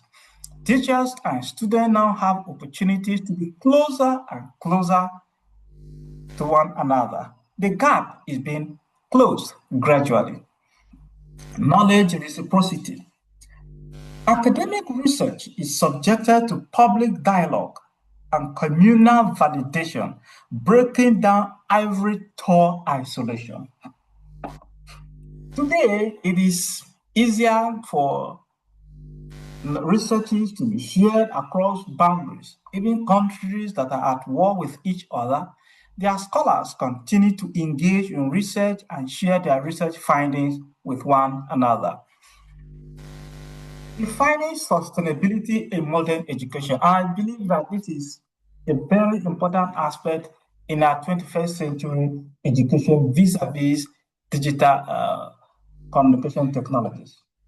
Sustainability means building intellectual and structural systems that survive technological cycles, not merely adopting the latest tools. In other words, we are talking about intellectual and structural systems, learning environment, learning systems that can survive, learning systems that can serve today's purpose and as well as tomorrow's purpose. And here are very important aspects of the presentation: the pedagogical resilience. Independent of specific hardware platforms or software iterations, method that outlast any single technology. In modern day education, the focus must be on resilience. When you build software, those softwares need to serve today's purpose and then transmit to tomorrow's purpose, not those that serve today and then compromise that of tomorrow. Financial and technical viability. Accessible without perpetual listening fees, built on open source infrastructure rather than proprietary corporate software. And then we are talking about learning platforms that are accessible, learning opportunities that are accessible to all and sundry with little or no limitation, cognitive integrity. Protecting deep contemplative reading against fragmented digital iterations, the humanities as a hallmark against cognitive erosion. Strategies in action. And here is another important aspect. Digital technologies have significantly altered the methodologies that is being used in humanities. So, as it has done in other areas like sciences, social sciences, and other aspects. Today, it is easier to conduct content analysis of people's behavior using their digital footprint. And here is what we're talking about. The first aspect is computational textual analysis. Distant reading analyzes thousands of literary works simultaneously, tracking linguistic drift, thematic evolution, and stylistic mutation. Corpus linguistics deploys large-scale databases to reveal how power, ideology, and syntax intersect over time. With the emergence of digital technology, we can now engage in textual analysis, corpus linguistics, and several other digitally aided ways of analyzing researches in the humanities. Digital archiving and cultural heritage. Open source repositories preserve endangered languages, oral histories, and localized literature. Students build living archives rather than disposable pen papers. Preservation as an act of resistance against cultural erosion. Digital technologies have now offered us another opportunity to also preserve our culture, our language on long term using digital tools. While there are many of these opportunities to learn from home, to study from home, to teach students from distance, we have many schools now that have digital classrooms. We have many theses these days that are being presented online. Students no longer need to travel far distances to study or to make their thesis defenses courtesy of digital technology tools. This conference I am presenting online because there are tools, digital technology tools that allow me to present from Nigeria to my audience who are listening from different locations. This was not possible. This wouldn't have been possible without digital tools. But there are challenges. And I believe these are areas that conference participants would love to look at to expand the debate on how best to maximize the opportunities that are presented by digital technologies. And the first one is the digital divide. Uncritical adoption of high bandwidth tools risk excommunicating global South institutions. The infrastructure, the digital infrastructures among countries and regions are not the same. And because of this, the continuous expansion and adoption of digital technology tools could lead to the exclusion of the global South and other marginalized regions. Digital integration without infrastructure investment is optimized systemic exclusion. And so this is a problem. The level of digital adoption, integration, and use in America and Europe, for example, is different from what is obtainable in Africa. And so, as long as the divisions, the inequalities in access, the inequalities in income, the inequalities in skills persist, the world risks leaving others behind as we make our journey ahead in pursuit of digital advancement vis-a-vis education in the 21st century society. algorithmic objectivity.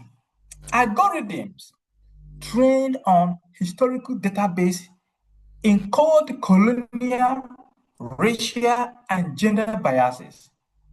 The neutrality myth must be dismantled through curricula that train scholars to audit software tools.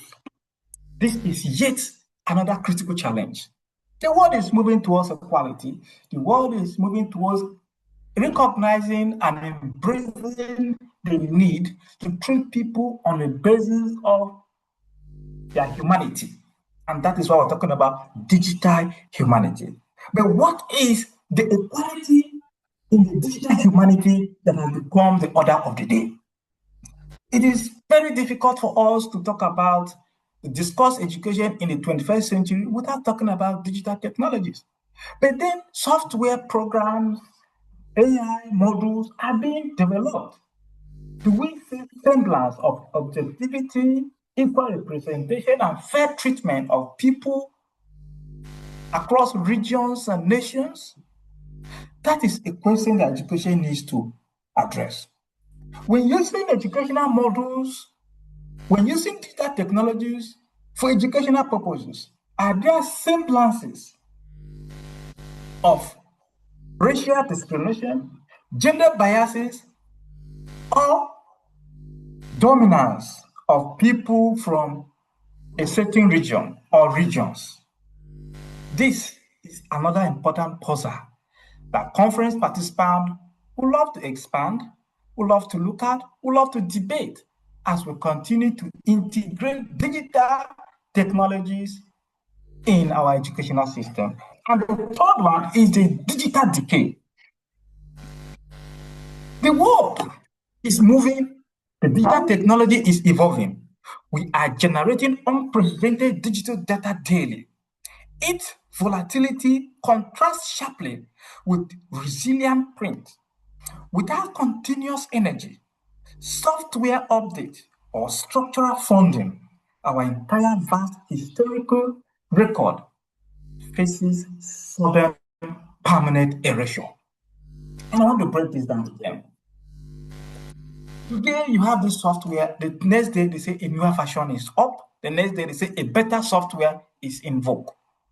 Unlike the paper version that items are stored and saved in files and they remain there, this update could themselves pose a challenge in how we store and save our digital materials. Education strives on learning materials, and if learning materials are not readily available, or if the safety of learning materials is not guaranteed, how then do we build on such learning materials? And so this is yet another important question or aspect that conference participants would love to look at as we race ahead to continue to learn and use the latest of digital tools for learning. We must also continue to look at ways of storing our educational materials. And there is another that may not be in this slide, but I want to add, is also the issue of skills.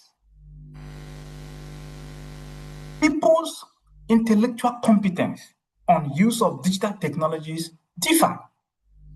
The way student A or teacher A understands it might not be the same.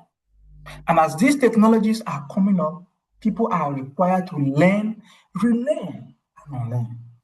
So while we embrace digital tools for education, we are also faced with the challenge of upscaling, with the challenge of improving on our skills on how to learn these digital tools for the purposes for which they are meant for. And then strategic imperatives, and this is where it gets interesting. Strategic imperative.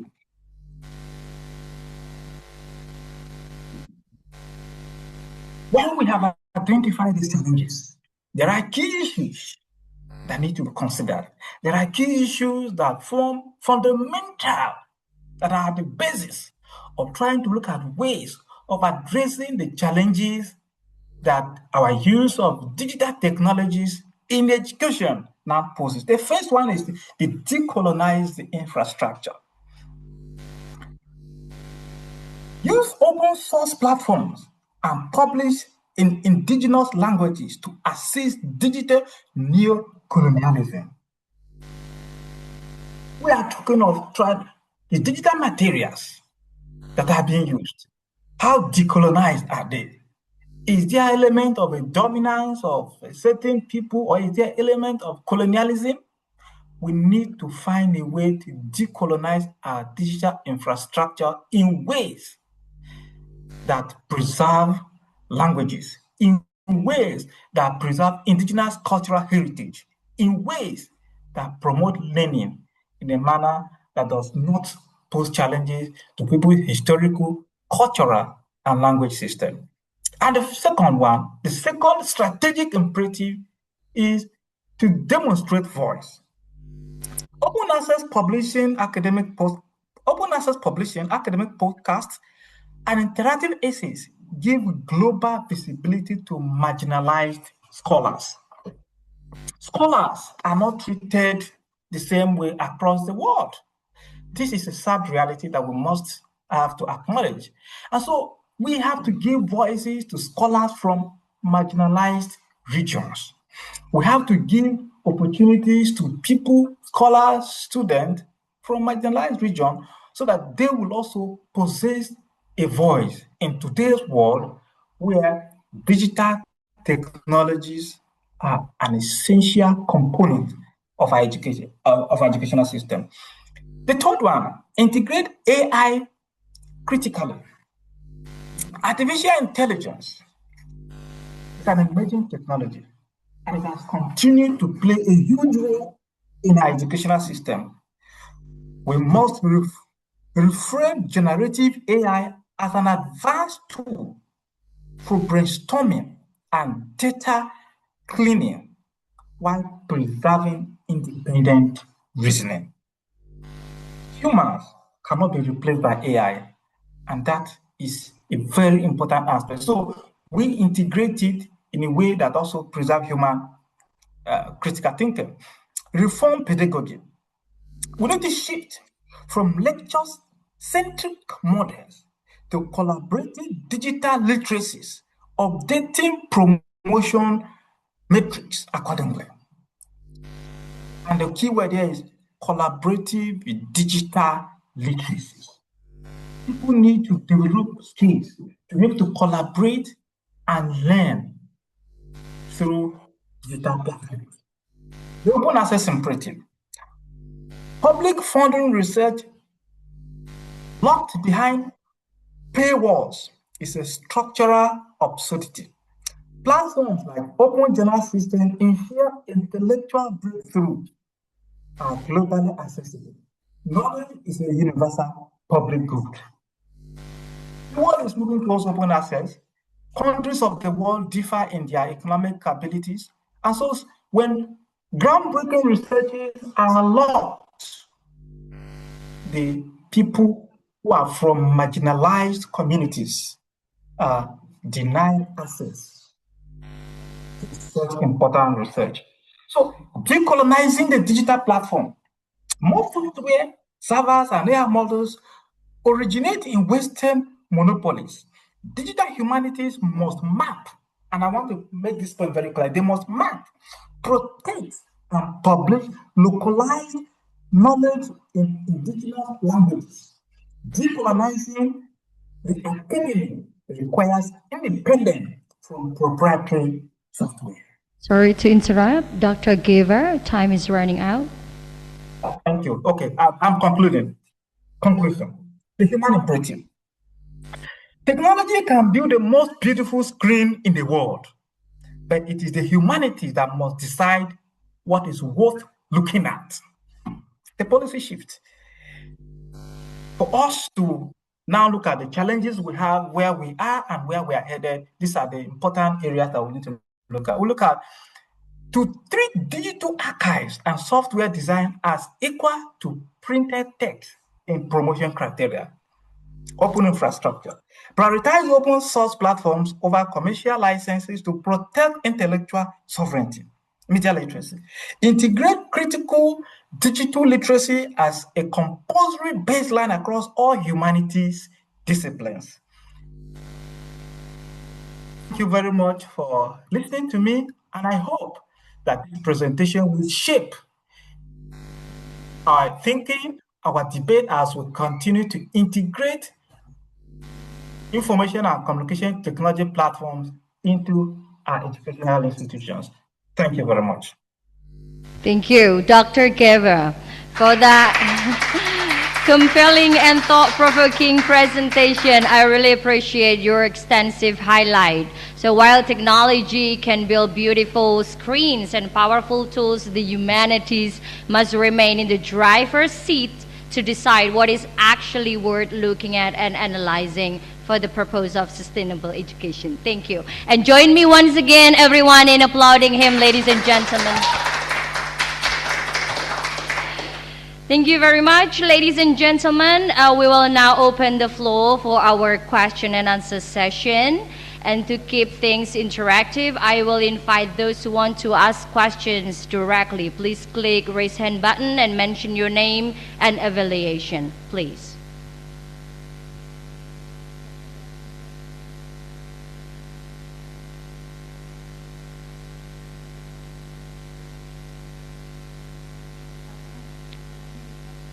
Okay.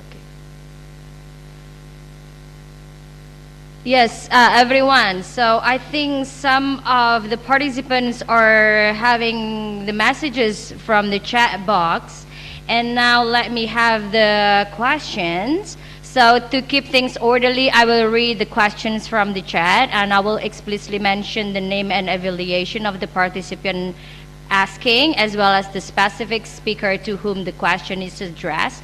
So the first question, we have a question from Ibu Dr. Ratih Ayu to Professor Zahwan. And how can assessment methods in art and design education be redesigned to ensure that students are evaluated on their creative reasoning, critical reflection, and decision making rather than their ability to prompt AI effectively? Dr. Zahwan, please. Okay, thank you so much, Ibu Ratih, for the questions. I think it's a very valid questions, which I did mention, but not specifically on the assessment method, because I was talking about the curriculum for AI and design. But assessment is also a critical part in education, and I believe that having AI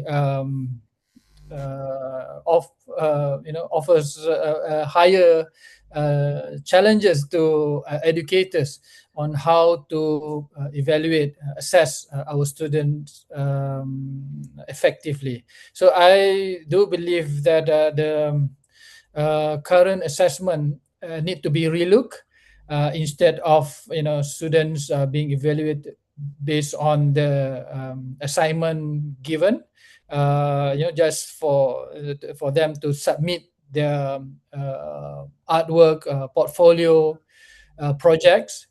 There must be a continuous assessment being done. Looking at both summative and formative assessment. And I think the emphasis is more on how students can explain, reflect their decision making, whether the decision making it was done by integrating information that they got, whether they use AI to into their designing process, can also be reflect and explain during the assessment. So the assessment itself must be organic and not restrained to what has been practiced currently. So my thought on how to ensure that there's a authenticity and also covering the ethical issues of using AI. Of course, my personal belief is that we cannot avoid students using AI. And in fact, actually, as an educator, I personally would encourage students to utilize AI. But how we evaluate the assignment, how we design the assignment itself, must address the issue on how the students be evaluated. So again, when the assessment happen, we do want to see whether the assessment evaluate the cognitive level or learning domain, the psychomotor learning domain, or the affective learning domain. So by having the students to reflect their own work, their thought, how they make decision making. For example, like AI can offer a lot of options, different directions, but how they navigate those multi options or multi directions through reflection. So these are the things that we need to be able to access on the thought process from the student itself. So I guess having something like live presentation, continuous assessment will definitely help to reduce the students abusing AI, instead optimizing AI into their learning experience. Thank you. Thank you, Dr. Zahwan. So I hope that answered the question, Ibu Ratih. And ladies and gentlemen, due to the time limitation, so moving on, we have one more question addressed to Dr. Geva. So it is from Mr. Ruli Indra Darmawan. And as a literature lecturer currently conducting research in comparative literature, I'm highly interested in expanding my pedagogical framework to the lens of digital humanities. So specifically, I want to ask how the methods highlighted, so for example, computational textual analysis and digital archiving, can transform how you teach, especially related to literature, language, and cultural heritage in diverse contexts like in Nigeria. So hopefully the method is also applicable in Indonesia and we can adopt it. Please, Dr. Geva. Thank you very much for the question. And I must say that Indonesia and Nigeria share some level of cultural similarities in different ways. And that makes answering the question a lot easier.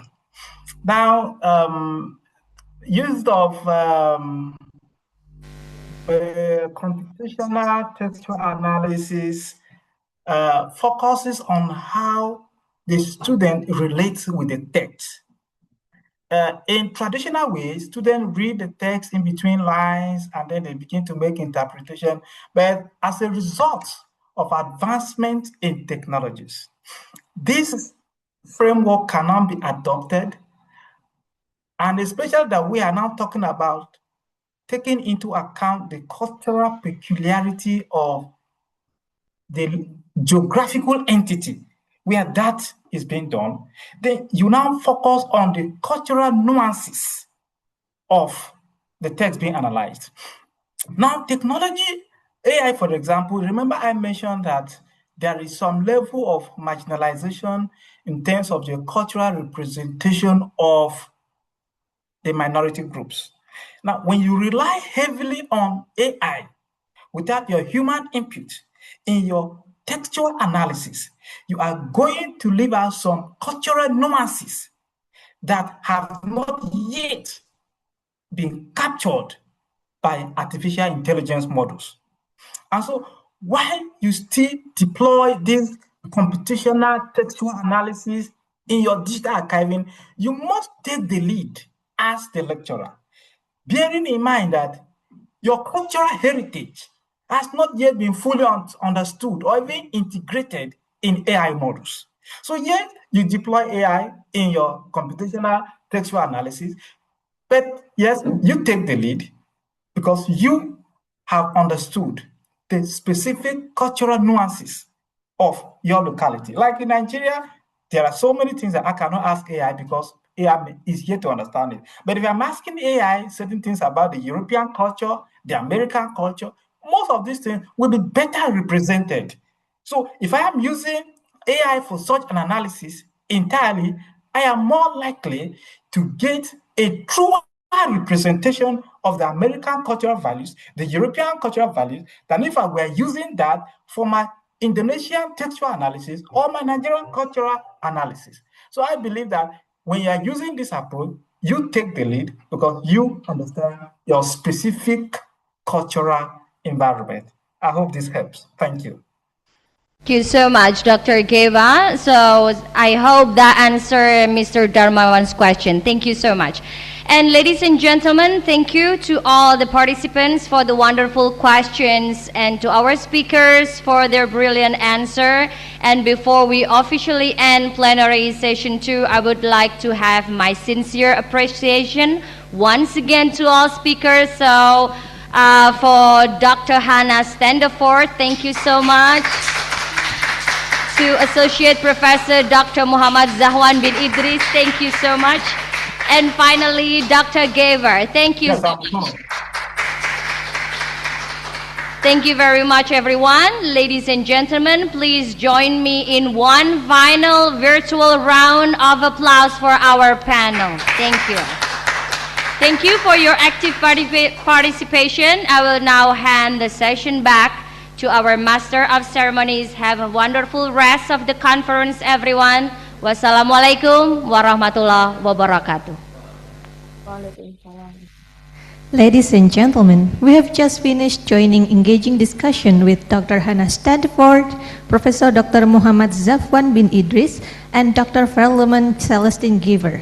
Thank you very much to all speakers for sharing their expertise and perspectives. And thank you very much as well to Ibu Pasca Kalisa for guiding the discussion session. And we will now proceed to the certificate presentation. The first certificate will be for Dr. Hannah Standford.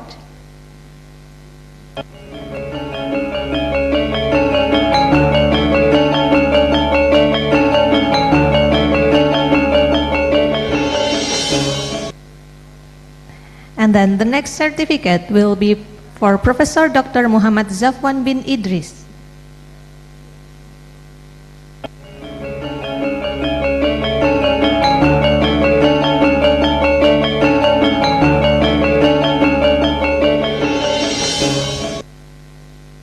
And the next certificate will be for Dr. Verleman Celestine Giver.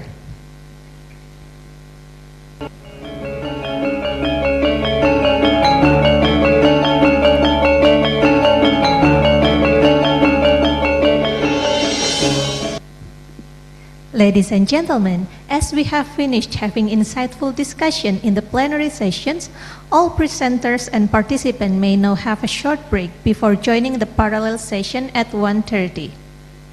Later, please refer to the grouping that the committee has prepared to find which breakout room and parallel session you are assigned to.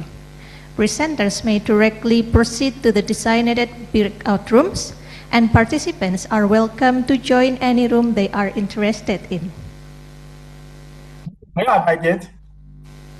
We wish all presenters a wonderful presentation session and all participants an enjoyable discussion.